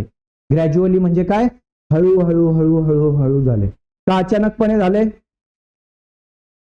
एक चित्र होतं, मला आठवतं, मी जेव्हा फोर्थ स्टँडर्डला होतो तेव्हा फोर्थ स्टँडर्डला मी मराठी मीडियम मधनं शिकलोय. ओके, सो आम्हाला इतिहास होता, आदिमानवाचा इतिहास, आणि त्याच्यामध्ये एक आदिमानव दाखवलेला होता ज्याने एका शेळीला किंवा बकरीला मारलेलं असेल, त्याचं कातड होतं आणि ते कातड असं त्याने गुंडाळलेलं होतं, बरोबर. आणि अशी तिथे एक बकरी दाखवलेली होती, त्या बकरीपासून तो दूध काढताना असं चित्र दाखवलेलं होतं त्याने, आणि त्याच्यामध्ये असं लिहिलेलं होतं की खालील काय चुकीचं आहे ते सांगा. चित्रामध्ये काय चुकीचं आहे ते सांगा. आता त्या आदिमानवाने गॉगल घातलेला होता त्या चित्रामध्ये, बरं. बघा, आता तुम्हाला हसू आलं, तुम्हाला काय आलं, हसू आलं, कारण त्या काळामध्ये गॉगल होता का, धैर्य नव्हता. मग आम्ही लगेच तिथं असं क्रॉस फुली केली की सर आदिमानवाकडे चष्मा नव्हता. अजून काय, त्याच्या हातात रेडिओ दाखवलेला होता, रेडिओ. मग आम्ही त्याला पण रॉंग केलं, सर आदिमानवाकडे तर रेडिओ नाहीये, हा हात आहे बरं त्याचा. तेव्हा रेडिओ होता बाबा, तेव्हा मोबाईल नव्हता आमच्या काळामध्ये, म्हणून मोबाईल दाखवला असता नाही तर त्यांनी. ओके, आणि तो पुस्तक वाचत होता एका हाताने, पुस्तक. तर पुस्तक पण होतं का तेव्हा, नाही. ओके, सो या काही गोष्टी सांगायचं तात्पर्य काय की हळूहळू हळूहळू डेव्हलपमेंट होत गेला. त्या काळामध्ये चष्मा नव्हता, आज चष्मा आहे. कदाचित तेव्हा रेडिओ होता, आता जर चित्र असतं तर ते मोबाईलवर बोलताना दाखवलं असतं त्याला की आदिमानव मोबाईलवर बोलतोय, पायामध्ये प्रॉक्सीचे शूज घातलेले आहेत त्याने, ओके, रेबॅनचा गॉगल घातलाय त्याने, ओके, असं दाखवलं असतं. बट हळूहळू चेंजेस झाले, त्या काळात ते नव्हतं. हळूहळू हळूहळू माणसाने काय केलेत, स्वतःमध्ये चेंजेस. यालाच म्हणतात ग्रॅज्युअल डेव्हलपमेंट. हळूवारपणे डेव्हलपमेंट होतात. पहिले तर तो बिचारा इकडे तिकडे फिरायचा, मग त्याला आगीचा शोध लागला, ते कच्चं अन्न खायचा, मेलेले जनावरं खायचा, मग नंतर ते शिजवायला लागला, मग त्याला ते टेस्टी लागलं, पचायला पण सोपं झालं. मग तो हळूहळू आणखी तेच पुढे कॅरी करत गेला, आगीचा शोध लागला, पण आग पेटवायची कशी हे त्याला माहिती नव्हतं. मग त्याने 2 झाडं अशी घासताना बघितली, त्यातून ठिणगी पडताना दिसली, मग तो दगड घासायला लागला, तिथून आग निर्माण झाली. नाहीतर तो पहिले काय करायचा, तो कोळसा जो पेटलेला होता तो लपून ठेवायचा कुठेतरी, आणि मग त्याच्यापासून परत दुसरी आग पेटवायचा. पण पाऊस पडला की तो कोळसा विझून जायचा. मग तो आग कशी पेटवायची हे शिकला, मग शेती करायचं शिकला, मग पशुपालन करायचं शिकला, मग ॲनिमल्सला पाळायला लागला, आहे का नाही. मग हळूहळू हळूहळू त्याची प्रगती झाली, काय झालं, डेव्हलपमेंट झाली. ओके, असो, समजलं. सो ते सांगायचं की ही थिअरी खूप इम्पॉर्टंट आहे की ग्रॅज्युअल डेव्हलपमेंट होत जाते. ग्रॅज्युअल डेव्हलपमेंट नंतरच काय होईल, डेव्हलपमेंट. इव्होल्युशनची डेफिनेशन काय लिहिणार मग तुम्ही, प्रोग्रेसिव्ह डेव्हलपमेंट ऑफ प्लांट्स. प्लांटचं काय, प्रोग्रेसिव्ह डेव्हलपमेंट. मग फक्त प्लांटचं जे का डेव्हलपमेंट नाही, ॲनिमल्स सुद्धा. From the ancestor having the different structural and functional organisms is called as a evolution. त्यांच्या स्ट्रक्चर आणि फंक्शन या दोघांमुळे ग्रॅज्युअली म्हणजे हळूहळू हळूहळू जे चेंजेस होत जातात यालाच आपण काय म्हणतो, इव्होल्युशन असं म्हणतो. ओके, मग ज्याचा जसा यूज, पुन्हा एकदा सांगतो, ज्या ऑर्गनचा जितका जास्त यूज तितका तो ऑर्गन काय होत जातो, डेव्हलप होत जातो. उदाहरणार्थ बघा, एक गोष्ट घ्या, एक सोनार आहे. सोनार काय करतो, त्या सोन्यावर हातोडा मारतो हळूहळू हळूहळू, आणि त्या एखाद्या दागिन्याची निर्मिती करतो. एक लोहार आहे, तो हातोडा असा जोरात मारतो, बरोबर आहे, आणि काहीतरी बनवतो, विळा, पावशी, सुरी. आता मला सांगा, सोनाराचे आर्म्स बघा आणि लोहाराचे आर्म्स बघा, कोणाचे आर्म्स स्ट्रॉंग आहेत, दोन्ही तर ठोकायचंच काम करतायत, बरोबर आहे ना. मग एफर्ट्स कोणाकडे जास्त आहेत, लोहाराकडे, बरोबर. आणखी एक गोष्ट म्हणजे त्यांच्या ज्या जशा हॅबिट्स आहेत त्यांनी त्यांच्या शरीराला तशा पद्धतीने काय केले, डेव्हलप करत गेलेले आहे. समजलं तुम्हाला. सो स्ट्रक्चरल आणि फंक्शनल चेंजेस त्या माणसामध्ये होत जातात, त्यालाच आपण काय म्हणतो, इव्होल्युशन असं म्हणतो. ओके, मग आता खरंच इव्होल्युशन झालंय का? काय खरंच इव्होल्युशन झालंय का? ही जी थेअरी मांडली आहे की एका सेल पासून एवढं सगळं डेव्हलपमेंट होत गेलं, आताचा प्रगत जीव तयार झाला, हे मला खोटं वाटतं. किंवा तुम्हाला पण हे खोटं वाटत असेल की असं कसं शक्य आहे की एका सेल पासून एवढा प्रगत जीव निर्माण झाला. मग याचे पुरावे काय की हे खरं आहे का? तर त्याचे 6 पुरावे आहेत. पहिला आहे मॉर्फोलॉजिकल इव्हिडन्सेस. पहिला एव्हिडन्स कोणता आहे? आता फक्त नाव लक्षात ठेवा, आपल्याला इन डिटेल मध्ये आपल्याला हे बघायचंय. सो सगळ्यात पहिला एव्हिडन्स काय? Morphological evidences. सेकंड आहे अॅनाटॉमिकल इव्हिडन्सेस. त्याच्यानंतर थर्ड आहे वेस्टिजियल ऑर्गन. त्याच्यानंतर फोर्थ आहे पॅलेंटोलॉजिकल इव्हिडन्सेस. ओके, त्याच्यानंतर आहे कनेक्टिव्ह लिंक्स. 6वा आहे embryological evidences. Okay, embryological evidences. Okay, हे 6 इव्हिडन्सेस आपल्याला शिकायचे. याच्यावरनं तुमच्या एक गोष्ट अशी लक्षात येईल की सगळ्या स्पेसिस, काय पुन्हा एकदा सांगतो, सगळ्या स्पेसिस, जेवढ्याही स्पेसिस आपल्या अर्थवर एक्झिस्ट आहेत, आता जेवढ्याही सगळ्या स्पेसिस एक्झिस्ट आहेत आपल्या अर्थवर, या सगळ्यांचा विकास, या सगळ्यांचा डेव्हलपमेंट, या सगळ्यांचं इव्होल्युशन एकाच सेल पासून झालेलं आहे.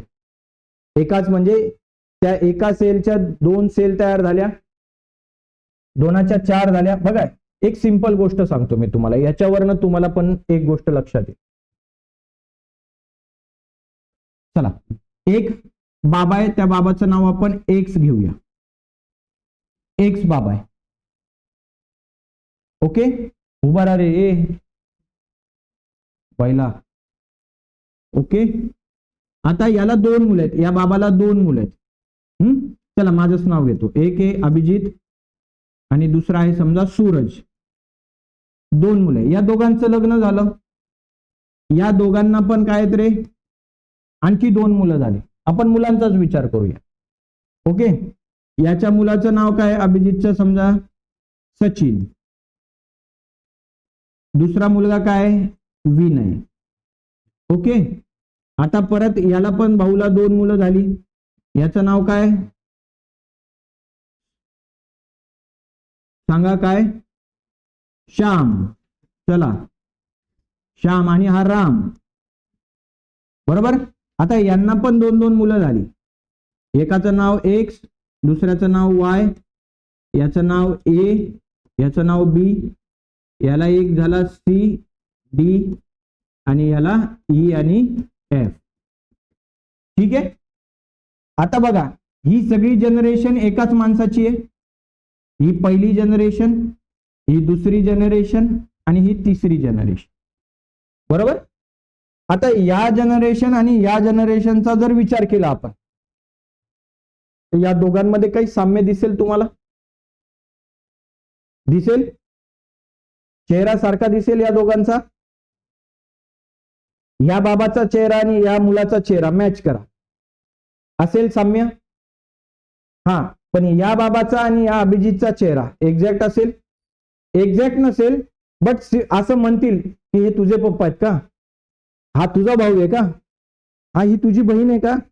असं का म्हणतात? कारण त्यांच्या चेहऱ्यामध्ये काहीतरी सिमिलॅरिटी असेल. मग बघा, जर 3च जनरेशन मध्ये चेहरा मॅच होत नाहीये, तर 1000 जनरेशन नंतर काय होईल? अशा 1000 जनरेशन नंतर काय होईल? कम्प्लिटली चेंज होऊन जाईल. Yes or no? असंच झालंय की development millions and billions years मध्ये डेव्हलपमेंट झालेले आहेत, इव्होल्युशन. मग कदाचित एक सेल बेडूकची प्रजाती डेव्हलप होत गेली, एका सेलमध्ये कोणती डायनासोरची प्रजाती डेव्हलप होत गेली, एका सेलमध्ये वाघाची प्रजाती डेव्हलप होत गेली. बघा, वाघ, मांजर म्हणजे त्या कॅट फॅमिलीमध्येच येतात. लायन, टायगर आणि कॅट हे एकाच फॅमिलीमधनं बिलॉंग करतात. आयडेंटिकल आहे. मांजरीला पण बघा टायगर सारखीच दिसते. Yes or no? येस. फक्त एवढं की ती छोटी आहे आणि तो मोठा आहे, एकदम साईज मध्ये डिफरन्स आहे. But they are from the same family. मग त्यांचा अँसेस्टर कोणीतरी एकच असेल. जसा हा बाबा आहे, आता याच्यामध्ये आणि याच्यामध्ये पण काही साम्य नसेल, या एक्स मध्ये आणि एफ मध्ये असेल का? नसेल. पण हे सगळे एकाच अँसेस्टर कडनं डेव्हलप झालेले आहेत ना. Yes or no? Yes. Okay. So आपल्याला आता हेच शिकायचंय या इव्हिडन्सेस मध्ये की आपण सगळे एकाच अँसेस्टर कडनं डेव्हलप झालेलो आहेत. आपण सगळे, आपला कोणीतरी पूर्वज कोण असेल? एकच असेल, ज्याची सगळ्यात पहिले निर्मिती झाली अमिबा. ओके. याच्यापासून डेव्हलप झालेले सगळे, हे आपल्याला काय करायचंय आता? वन बाय वन बघायचं आहे. चला मग बघूया.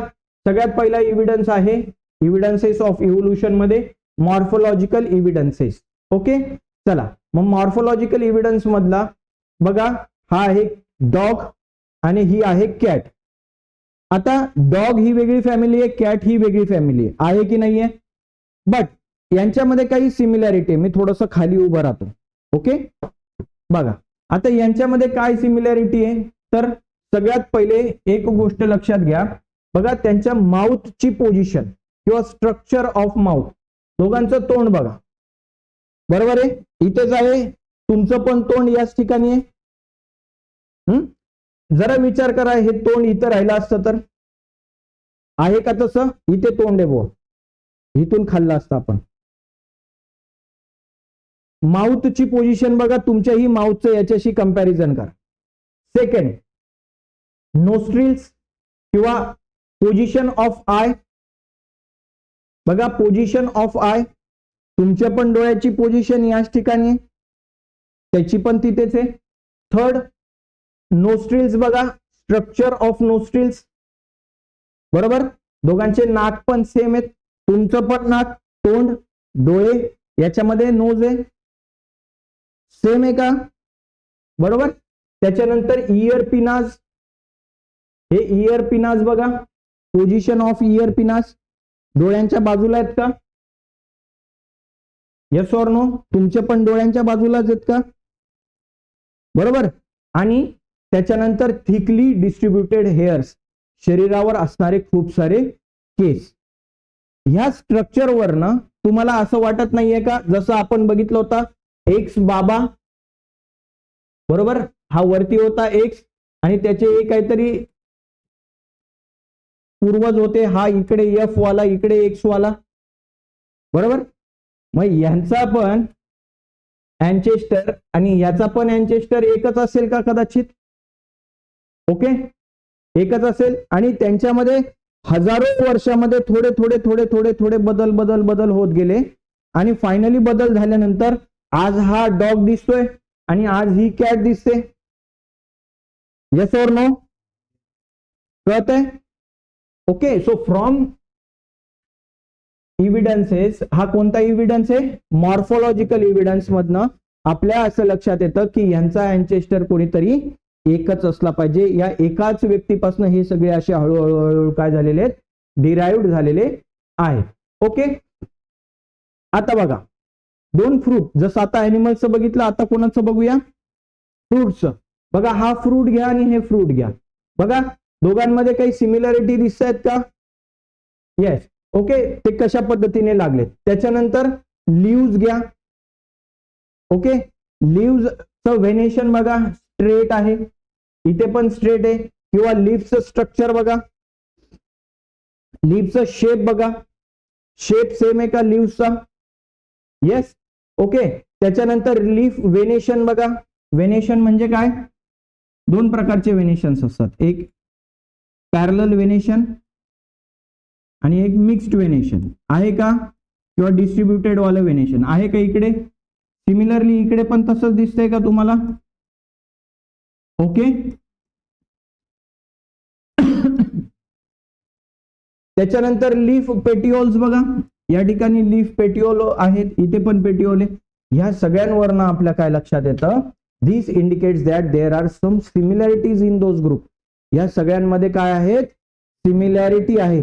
कदाचित हे दोन झाडांचे अगोदरचं जे झाड असेल, सगळ्यात 1000 जनरेशनच्या अगोदरचं, 2000 3000 जनरेशनच्या अगोदरचं जे झाड असेल, हे कदाचित त्याच झाडापासून ही सगळी झाडं काय झालेली असतील? डिराइव्ड झालेली असतील. आणि हळूहळू त्यांच्यामध्ये थोडे थोडे थोडे चेंजेस होत होत होत जाऊन हे झालंय मँगोचं झाड आणि हे झालंय चिकूचं झाड. Yes or no? येस. पण हा सडन झालेला चेंज आहे का? नाही. It will take long time. अब्जो वर्ष लागतात याला. ओके, हजारो वर्ष लागतात आणि 1000 वर्षानंतर तुम्हाला या प्रकारचं चेंजेस दिसून येतात. ह्या एव्हिडन्सला आपण काय म्हणतो? Morphological evidences. ओके, सो खूप इम्पॉर्टंट आहे. परीक्षेमध्ये काय येतं? असं कुत्र्याचं चित्र येतं, मांजरीचं चित्र येतं आणि असं तुम्हाला काय केलेलं असतं? बॉक्स करून दिलेला असतो. ओके, हा डॉग आहे, ही कॅट आहे आणि सांगतील की कोणत्या प्रकारचं एव्हिडन्स आहे ते सांगा. ओके, कॅट काढूया आपण.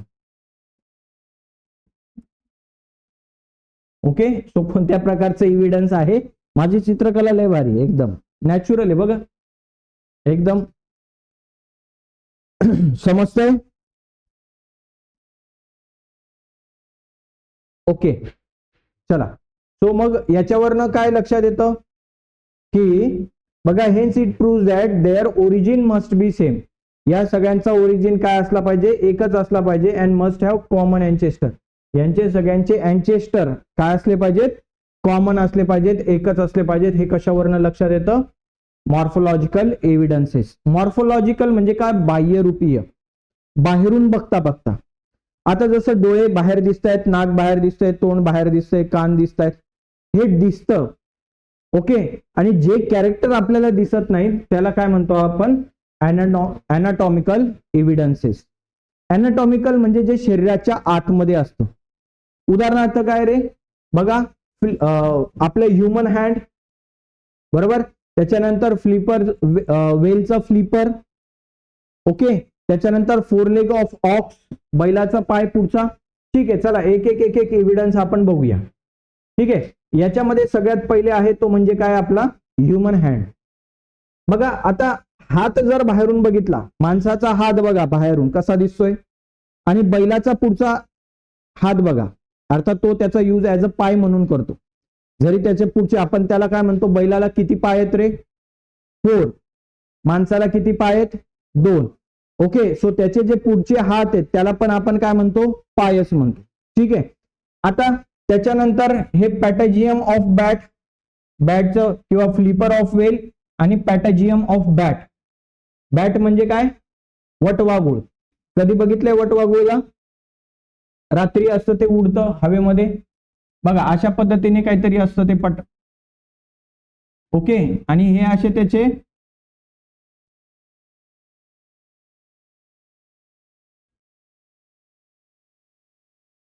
असं वटवाघूळला असे पंख असतात त्याचे, आणि हे त्याच्या आतमधलं काय दाखवलेलं आहे बघा, हे असे पंख असतात. ओके, आणि याचा यूज करून तो उडतो हवेमध्ये असा. पॅटॅजियम ऑफ काय ते, त्याला काय म्हणतात? पॅटॅजियम ऑफ बॅट. ओके, सो यांच्याकडे जर आपण बघितलं, जर रिअल बघितलं, बाहेरून बघितलं, तर आपल्याला त्यांच्यामध्ये काहीच सिमिलॅरिटी दिसणार नाही. बाहेरून बघितलं तर माणसाचा हात आणि बैलाचा पुढचा हात किंवा पाय सेम आहे का? बरोबर. त्याच्यानंतर वेल फिश माहिती आहे तुम्हाला, त्याचा फ्लिपर आणि माणसाचा हात सेम दिसतो का? नाही. आणि पॅटॅजियम बॅट आणि आपला हात सेम दिसतो का? नाही, कुठंच साम्य नाहीये, सिमिलॅरिटी नाहीये. बट त्यांच्या जर बोन्सचं स्ट्रक्चर बघितलं आपण, कोणाचं स्ट्रक्चर बघितलं? बोन्सचं स्ट्रक्चर. उदाहरणार्थ बघा, इथे 1 2 3 4 5 किती बोट आहेत इथे? इथे पण बघा 1 2 3 4 5. इथे बघा 1 2 3 4 5. इकडे बघा 1 2 3 4 5. सगळ्यांना 5 बोट असल्यासारखं दिसतं का? येस. बट आणखी त्यांचं स्ट्रक्चर बघा, बोन्सचे कनेक्शन्स बघा, सेम दिसत आहेत का? बघा, हा पण हातच वाटतोय का? फक्त 2 बोट एक्स्ट्रा झाल्यासारखी वाटतात. Yes or no? आणि प्रत्येकाचे जॉईंट्स बघा, जॉईंट्स पण बिलकुल सगळ्यांचे कसे आहेत? सेम आहेत. म्हणजे जर बाहेरून बघितलं असतं तर कदाचित human hand, four leg of ox, त्याच्यानंतर फ्लिपर वेलचा हँड आणि पॅटॅजियम ऑफ बॅट हे आपल्याला सिमिलर दिसणार नाहीत जर बाहेरून बघितलं तर. बट त्यांचं बोनचं स्ट्रक्चर, बोनचे जॉईंट्स बघितले तर मात्र आपल्याला काय समजेल की या सगळ्यांचे स्ट्रक्चर तर सेमच आहेत. मग आता बघा, माणसाचा हात ह्या वस्तू उचलण्यासाठी आहे, बरोबर. आपण असं काउंटिंग करू शकतो कारण आपण त्याचा यूज तसा केलेला आहे, आपण त्याचा यूज केलेला आहे, बरोबर. बैल असं 1 2 मोजत बसतो का? बैलाला अशा वस्तू उचलायच्यात का? नाही. सो दॅट त्याच्या पायाचं तसं डेव्हलपमेंट झालं नाही. फ्लिपरला पाणी मागे ढकलायचंय, वेलला पाणी मागे ढकलायचंय, सो दॅट त्याचं तसं डेव्हलपमेंट झालं. त्याच्यानंतर बॅटला हवेमध्ये उडायचंय, सो दॅट त्याच्या बोटांचं डेव्हलपमेंट तशा पद्धतीने झालेलं आहे. ओके, तुम्ही जसा ज्या गोष्टीचा वापर कराल तशी ती गोष्ट डेव्हलप होत जाते. उदाहरणार्थ बघा, आता मीच जिम मध्ये गेलो असतो तर माझी बॉडी स्ट्रक्चर आणि तुमच्या बॉडी स्ट्रक्चर सेम राहील का? किंवा एखादा बॉडी बिल्डर जो जिम मध्ये व्यायाम करतो त्याचं पोट बघा आणि माझं पोट बघा, त्याचे मसल्स बघा आणि माझे मसल्स बघा, त्याची चेस्ट बघा आणि माझे चेस्ट बघा, याच्यात काही फरक जाणवतो का? त्याचे शोल्डर आणि माझ्या शोल्डर मध्ये फरक आहे का? जो जसा ज्या गोष्टीचा वापर करेल तसं ते ऑर्गन त्याच्या शरीरात डेव्हलप होत जाईल. ओके, यांनी जसा त्याचा हाताचा वापर केला तसे त्यांचे हात, त्यांचे हँड्स डेव्हलप होत गेले. Yes or no? Okay, so बघा, there doesn't seen any superficial similarity between. बाहेरून जर बघितलं तर कोणतीही सुपरफिशियल सिमिलॅरिटी दिसते का? बाहेरून बघितलं तर कोणामध्ये रे सर? ह्युमन हँड मध्ये, 4 लेग ऑफ ऑक्स मध्ये, फ्लिपर ऑफ वेल मध्ये आणि पॅटॅजियम ऑफ बॅट यांच्यामध्ये कोणतीही सुपरफिशियल सिमिलॅरिटी दिसत नाही बाहेरून बघता बघता. But use of each of these structure is different. आता प्रत्येकाचा यूज वेगवेगळा आहे. आपल्या हाताचा यूज पाणी ढकलण्यासाठी आहे का? नाही. कदाचित तसं राहिलं असतं तर आपल्या बोटांमध्ये इथे पडदा राहिला असता, पाणी ढकलायचं राहिलं असतं तर तशी डेव्हलपमेंट झाली असती. मग each of those structure is different in respective animal. प्रत्येक एनिमल मध्ये वेगवेगळे use. However, there is a similarity. पण जरी असं असेल तरी त्यांच्यामध्ये सिमिलॅरिटी आहे. कशामध्ये रे? स्ट्रक्चर ऑफ बोन्स आणि जॉइंट्स यांच्यामध्ये काय आहे? सिमिलॅरिटी आहे. Okay, these similarity indicates that those animals may have common ancestor. या सिमिलॅरिटीमुळे, या बोन्सच्या सिमिलॅरिटीमुळे आपल्याला काय म्हणता येईल की कदाचित यांचा अँचेस्टर काय असेल? एकच असेल. बट नंतर याचे जनरेशन डिफरंट होत गेली, याची जनरेशन डिफरंट होत गेली, याच्या जनरेशन मध्ये चेंजेस होत गेले आणि याच्या पण जनरेशन मध्ये चेंजेस होत गेले. ओके, आणि चेंजेस होत होत होत होत, बदल होत होत हजारो लाखो वर्षानंतर आज ही ह्युमन प्रजाती झाली, ही बैलाची प्रजाती झाली, ही वेलची प्रजाती झाली आणि ही बॅटची प्रजाती झाली आणि मग त्यांच्यामध्ये थोडे थोडे चेंजेस होत गेले. समजतंय सगळ्यांना? बट या बोनच्या जॉईंट्स वरनं आणि बोनच्या स्ट्रक्चर वरनं मात्र आपण काय म्हणू शकतो की ह्या सगळ्यांचा अँचेस्टर कोणीतरी काय असला पाहिजे? एकच असला पाहिजे.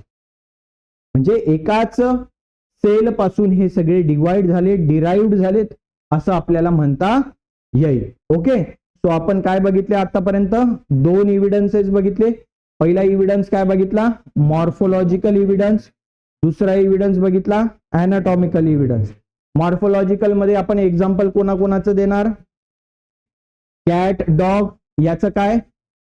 Position of mouth, okay, position of nostrils किंवा पोझिशन ऑफ आईज, ओके, आणि प्रेझेन्स ऑफ हेअर्स, हेअरचं प्रेझेन्स. ह्या सगळ्यांचं आपण उदाहरण देणार अॅनिमल साठी.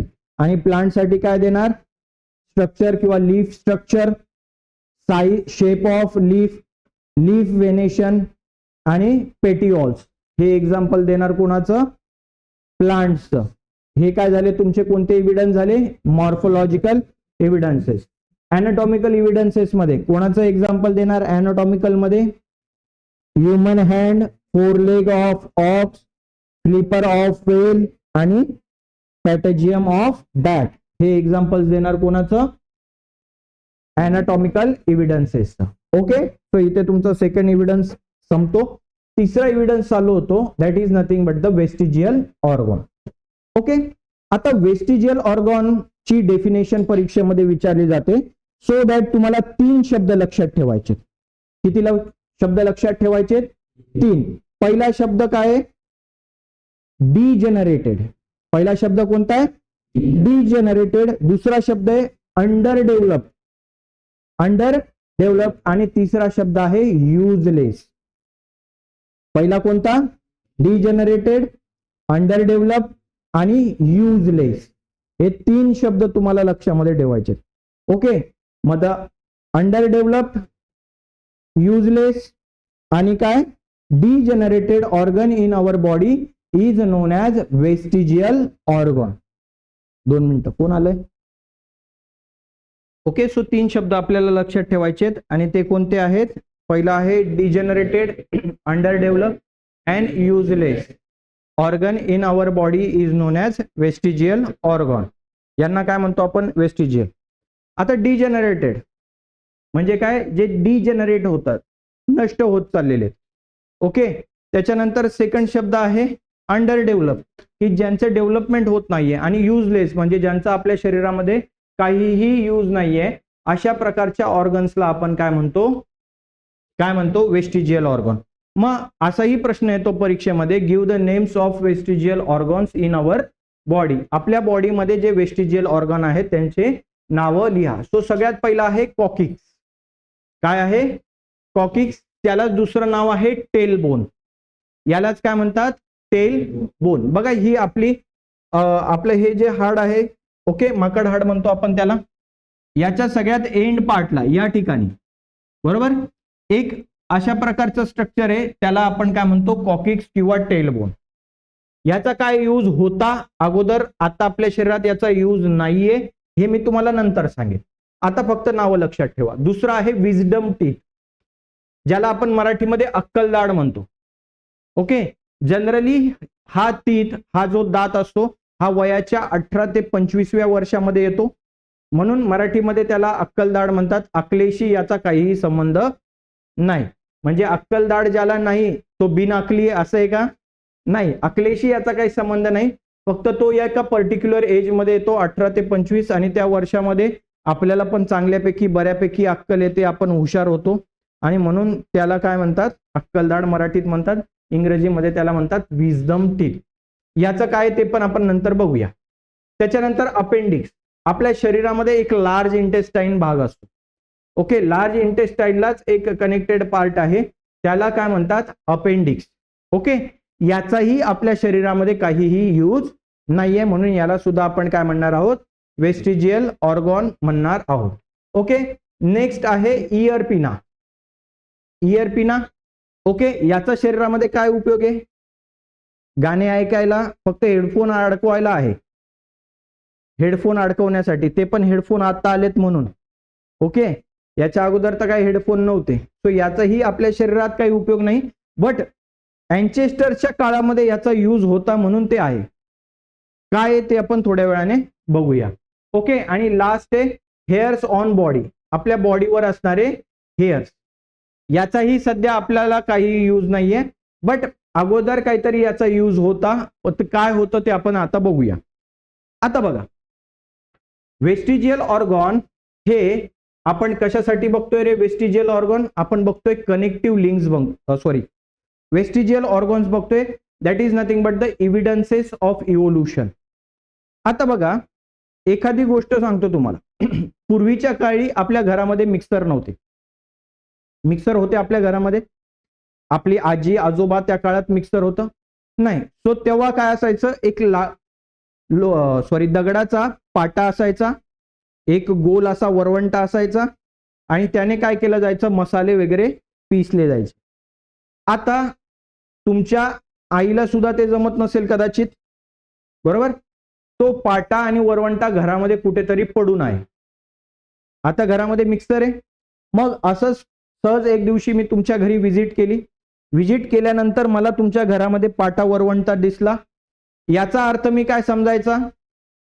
की तुमच्या घरामध्ये अगोदर मिक्सर नव्हतं आणि पाटा वरवंटावर तुम्ही काय करत होते? मसाला कुटण्याचं काम करत होते, पिसण्याचं काम करत होते, बरोबर. म्हणजे अगोदर त्याचा तुमच्या घरामध्ये काहीतरी यूज होता, बट आता त्याचा आपल्या घरामध्ये यूज नाहीये. ओके, ह्यालाच आपण काय म्हणू शकतो, त्या पाटा वरवंटाला वेस्टिजियल ऑर्गन, आपल्या घरामधला वेस्टिजियल ऑर्गन म्हणू शकतो.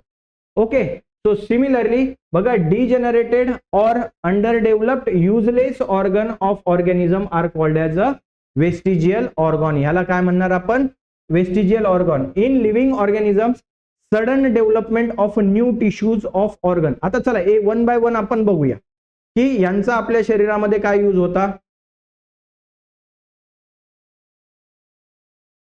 ओके, चला मग सगळ्यात पहिले घेऊया कॉकिक्स. ज्यावेळेस आपण आधी मानवाच्या काळामध्ये असू, जेव्हा आपण माकडासारखे असू, आपल्याला एक काय होती, शेपूट होती. माकडाला शेपूट असते. सिमिलरली माकडाला शेपूट असण्याचं कारण काय, जेव्हा माकड एका झाडावरनं दुसऱ्या झाडावर उड्या मारतो, जसं आपण शिडीवरनं उतरताना अचानकपणे जर आपला पाय घसरला, लगे आपण आपले हात काय करतो, आजूबाजूला कुठेतरी टेकवण्याचा प्रयत्न करतो आणि आजूबाजूच्या वस्तूंना पकडतो आणि बॅलेन्स करतो. सिमिलरली माकड सुद्धा जेव्हा एका झाडावरनं दुसऱ्या झाडावर उड्या मारतं, तेव्हा शेपटीच्या साह्याने एखाद्या फांदीला पकडून काय करतं, बॅलेन्स करतं. ओके, सो जसा हातावर आपला कंट्रोल आहे, तसा शेपटीवर पण कंट्रोल असायला पाहिजे. Yes or no. मग तो शेपटीवर कंट्रोल करण्याचं काम कोण करतं, हे कॉकिक्स करतं, बरोबर. मग हळूहळू माकड झाडावर चढायचं, असं शेपटीचा पण त्याचा यूज होता. हळूहळू माणूस सरळ चालायला लागला. आता सरळ चालायला लागला, त्याच्यामुळे बॅलन्स करण्याचं काम कोणावर आलं, हातांवर आलं. कोणावर आलं, हातांवर. हातांवर आणि पायावर माणूस व्यवस्थित बॅलन्स करून आता चालायला लागला. आता मला सांगा, या शेपटीचा काय यूज आहे काही शेपटीचा यूज नाही. मग हळूहळू हजारो वर्ष लागले की हळूहळू पहिली शेपटी एवढी होती, मग एवढी झाली, मग हळूहळू छोटी छोटी छोटी छोटी होत होत होत होत होत आता लाखो वर्षानंतर आपली शेपटी एवढीच राहिली. आता याचा काही यूज आहे का आपल्या बॉडीमध्ये, नाही. So it is a vestigial organ. So आता अशी शेपूट तुम्हाला कोणाकोणामध्ये दिसते रे, कोणाकोणामध्ये दिसते, सर माकडाला दिसते, गाय, म्हैस, बैल, मांजर आहे आणि बरेचसे ऑर्गॅनिझम्स आहेत ज्यांच्याकडे शेपूट आहे, बरोबर. आता मला सांगा, गायीला शेपटीचा यूज आहे का, म्हशीला शेपटीचा यूज आहे का, आहे, नाहीये. कसा, आता जसं एखादी माशी आली, तुमच्या अंगावर बसली, तुम्ही हाताने असं असं करतात. आता गाय अशा हाताने करेल का, बैल असा हाताने करेल का, नाही. सो दॅट ती कशाचा यूज करते, मग शेपटीचा यूज करते. म्हणून त्यांच्याकडे शेपूट अजूनही शाबूत आहे का, येस. सेकंड, माकड अजूनही झाडावर चढतं, त्याला शेपटीची गरज आहे. आपल्याला गरज नव्हती, कारण आपण हाताने आता बॅलन्स करायला लागलो. माशा बिशा उडवणे, हात साफ करणे, शरीर साफ करणे, या सगळ्या ऍक्टिव्हिटी आपण आता करत आहोत. आपल्या शरीरामध्ये शेपटीची गरज नाहीये, सो दॅट हळूहळू ती व्हॅनिश झाली. आता फक्त हा एवढूसा भाग राहिलाय. कदाचित आणखी येत्या 1000, 2000, 10,000 वर्षानंतर हा देखील पार्ट आपल्या शरीरामधनं काय होईल, गायब होईल. सो दॅट मला असं म्हणायचंय की आपल्या सगळ्यांचा अँचेस्टर एकच असेल का रे, की त्यांच्याकडे पण शेपूट आहे, आपल्याकडे पण शेपूट आहे, पण आपल्याकडे ती आता नष्ट होत गेलेली आहे, कारण आपला त्याचा यूज नाहीये. ओके. सेकंड आहे विजडम टीथ. बघा, याचा अर्थ की कॉकिक्स आपल्या शरीरात आहे, कॉकिक्स माकडाकडे आहे, कॉकिक्स गाई म्हशीकडे आहे. याचा अर्थ काय, की आपल्या शरीरात आहे बट आपल्याला त्याचा यूज नाहीये, त्यांच्या शरीरात आहे बट त्यांना त्याचा यूज आहे. जे वेस्टिजियल ऑर्गन आपल्याकडे पण आहेत, दुसऱ्या ॲनिमल्सकडे पण आहेत, पण आपल्यामध्ये यूज नाहीये, म्हणून आपल्याकडे ते डिजेनरेटेड आहेत. त्यांचा यूज होतोय म्हणून त्यांच्यासाठी ते युजफुल ऑर्गन आहेत. समजतंय. सेकंड एक्झाम्पल वरनं अजून तुमच्या लक्षात येईल विजडम टीथ. आता विजडम टीथ म्हणजे ही एक दाढ असते, आपल्याकडे 3 दाढ असतात, फर्स्ट, सेकंड आणि ही थर्ड. इथे खाली 2, वरती 2, म्हणजे ह्या साईडची एक, ह्या साईडची एक, ह्या 2 झाल्या, आणि वरच्या जॉला एक एक. म्हणजे 4 विजडम टीथ्स असतात टोटल. किती असतात? ही 1 2 इकडे 3 इकडे 4. ठीक आहे. आता विजडम टीथचा अँचेस्टर्सच्या काळामध्ये, आदी मानवाच्या काळामध्ये जेव्हा मानव भटकंती करत होता तेव्हा माणसाचं तोंड बघा असं लांब होतं, जबडा मोठा होता, होता की नव्हता? आता त्या काळामध्ये माणूस जे भेटेल ते अन्न खात होता. त्या काळामध्ये पिझ्झा, बर्गर, डॉमिनोज यासारखी काही दुकानं नव्हती की गेलं लगे रेडी टू ईट मटेरियल भेटलं. सो दॅट तो फिरायचा जंगलामध्ये, त्याला जे भेटलं ते तो खायचा. मग त्याला कधी सफरचंद भेटत असेल तर सफरचंद खात असेल, कधी तर पाला पाचोळा खावा लागत असेल त्याला.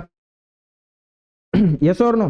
सो कधी कच्चं मांस खात असेल, ते चिरण्यासाठी, फाडण्यासाठी, च्यू करण्यासाठी, चावण्यासाठी, कारण ते शरीरात डायजेस्ट करायचंय. तो असंच गिळून घेईल का डायरेक्ट?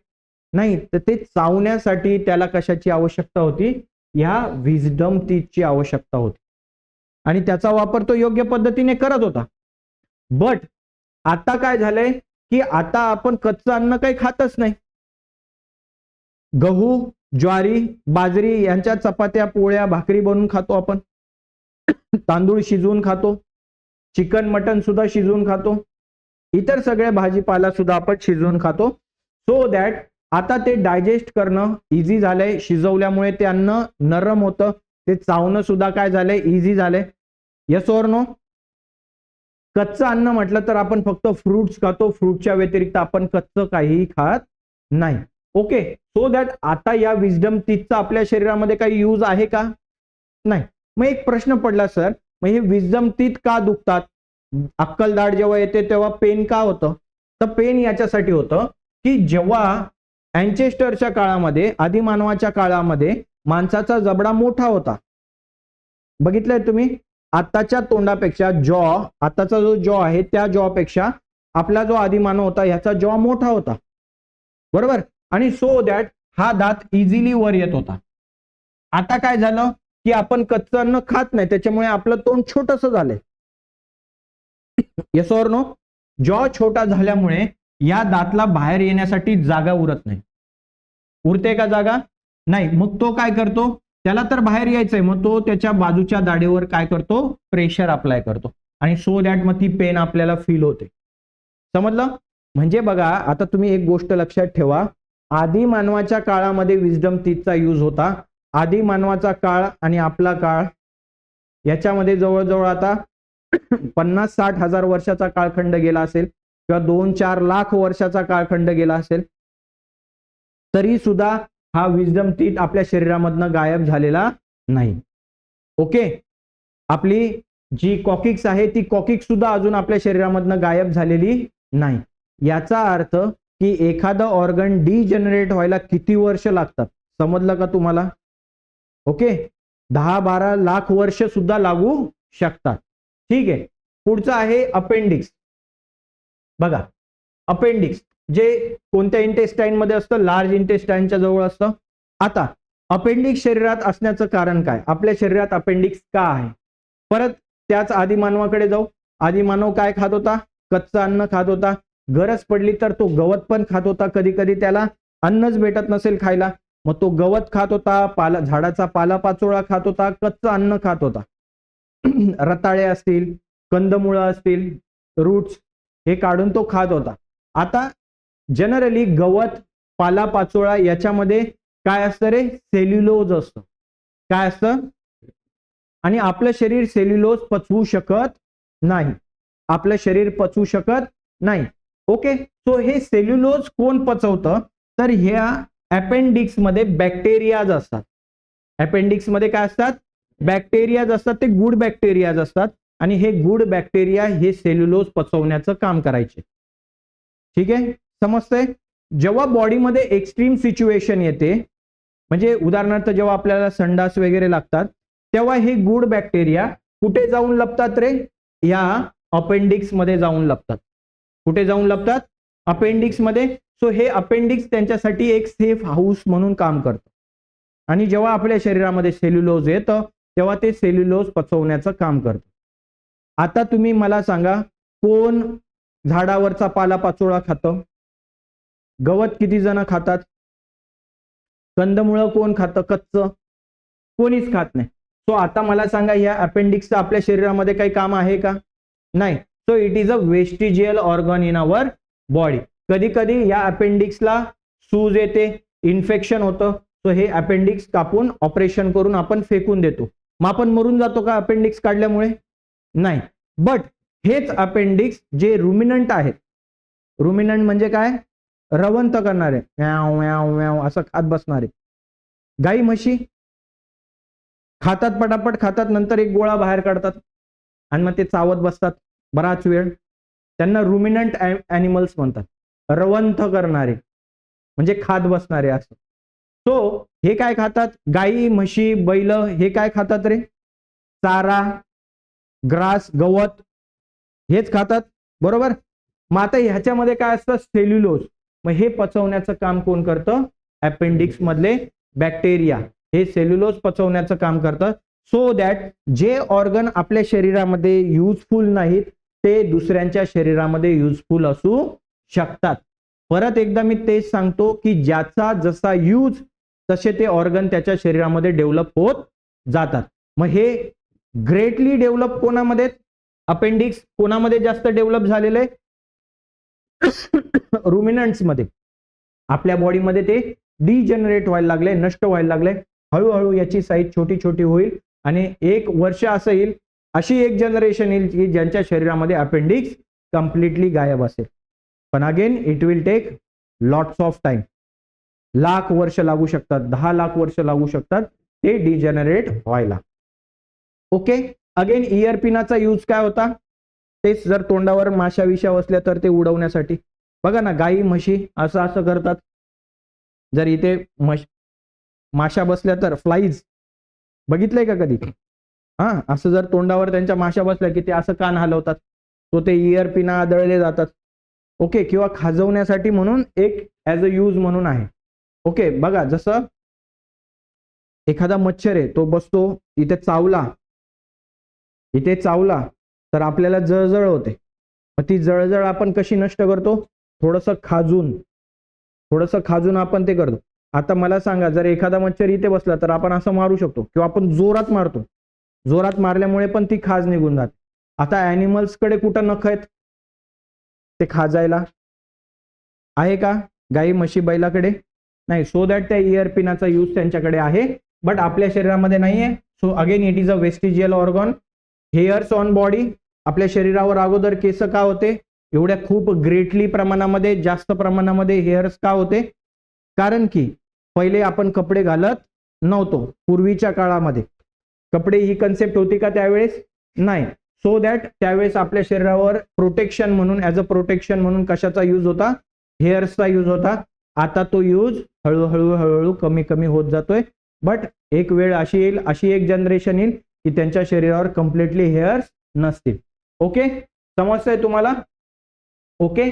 मग ही डेफिनेशन आहे वेस्टिजियल ऑर्गनची, तुम्हाला लिहिता यायला पाहिजे. सेकंड काय? In living organism sudden development of new tissue or organ for living in a changing environment is not possible. आपल्या शरीरामध्ये न्यू टिश्यू किंवा न्यू ऑर्गन सडनली डेव्हलप होतो का? उदाहरणार्थ घ्या, मी तो परत एक एक्झाम्पल सांगतो. जर इथे खूप जास्त पाऊस पडला, काय झालं? खूप जास्त पाऊस पडला, 10-12 दिवस पाऊस पडला आणि आता पाणीच पाणी. ओके. पार ढगापर्यंत पाणी गेलं समजा, एवढा पाऊस पडला. आता तुम्हाला पाण्यामध्येच राहायचंय, तर अचानकपणे दुसऱ्या दिवशी तुम्हाला गिल्स तयार होतील का? किंवा सडन इतका दुष्काळ पडला की सगळं पाणी एव्होपरेट होऊन गेलं. इमॅजिन करा फक्त काय झालं. सगळं पाणी एव्होपरेट होऊन गेलं एखाद्या तळ्यामध्ये. आता तिथे जे फिश आहेत त्यांना सडनली लंग्स क्रिएट होतील का त्यांच्या शरीरामध्ये? नाही. म्हणजे काय म्हणायचंय की sudden development of new tissue and organ is not possible. एक टिश्यू किंवा ऑर्गन आपल्या शरीरामध्ये सडनली तयार होऊ शकत नाही. कशामुळे रे? चेंजिंग एन्व्हायरमेंटमुळे. एन्व्हायरमेंट चेंज झाल्यामुळे तुमच्या शरीरामध्ये सडन चेंजेस होत नाही. एन्व्हायरमेंटल मध्ये चेंजेस सडन होतात. आज प्रचंड गरम होतंय, ऊन आहे, उद्या पाऊस पडला, थंडगार वातावरण झाला, सडन चेंज. पण तुमच्या शरीरात तेवढा सडन चेंज होतो का? आज कान नाही आणि उद्या कान आले. किंवा माझ्या जनरेशन मध्ये कान आहेत, माझ्या पुढच्या जनरेशन मध्ये कान नाही आहेत, एवढा सडन चेंज होतो का? नाही. It will take long time. ठीक आहे. बघा मग instead existing organ undergoes gradual changes. मग हे ऑर्गन्स काय आहेत? ग्रॅज्युअल चेंजेस असतात. बघा मी जे सांगितले तेच सगळे इथं लिहिलंय. Mostly a specific structure in body is useful under certain situation. एखादं स्पेसिफिक स्ट्रक्चर जे असतं आपल्या शरीरामधलं अंडर सर्टन सिच्युएशन मध्ये ते युजफुल असतं. उदाहरणार्थ पुरातन काळामध्ये, आदिमानवाच्या काळामध्ये विजडम टीथ आणि अपेंडिक्स युजफुल होती. आज आपल्या शरीरामध्ये युजफुल नाहीये. However some structures under different situation main become useless और इवन हार्मफुल. ओके. मग कधी कधी काही स्ट्रक्चर जे आहेत हे कधी कधी आपल्याला युजफुल असू शकतात, कधी कधी ते आपल्याला हार्मफुल सुद्धा असू शकतात. उदाहरणार्थ अपेंडिक्स आपल्या शरीरामध्ये आहे, ते कधी कधी युजफुल पण होऊ शकतं, पण कधी कधी ते हार्मफुल पण होऊ शकतं. का? जर तिथे सुजन आली किंवा इन्फेक्शन झालं तर आपल्याला ती अपेंडिक्स काढून फेकावी लागते. जर ती काढून फेकली नाही तर माणसाचा मृत्यू सुद्धा होऊ शकतो. समजलं का? Okay. Appendix which is useless in human is useful and fully functional organ in ruminants. रुमिनंट्स म्हणजे काय? मग रवंत करणारे. एक्झाम्पल कोण? काऊ, बफेलो वगैरे वगैरे. ओके. हे बघितलंय आपण already. Muscles of ear pinna which is useless to human are useful in monkeys for movement of ear pinna. जे इयर पिना जे आपल्या शरीरामध्ये युजफुल नाहीयेत तेच मंकीच्या शरीरामध्ये ते युजफुल आहेत. समजतंय तुम्हाला सगळ्यांना?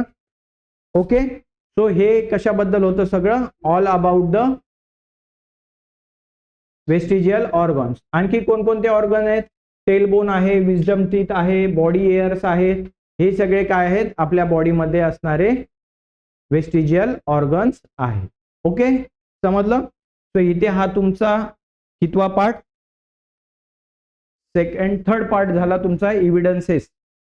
3 एव्हिडन्सेस आतापर्यंत आपण बघितले. पहिला एव्हिडन्स काय होता? Morphological evidences. दुसरा होता अॅनाटॉमिकल एव्हिडन्सेस. आता तिसरा झाला तुमचा वेस्टिजियल ऑर्गन. ओके.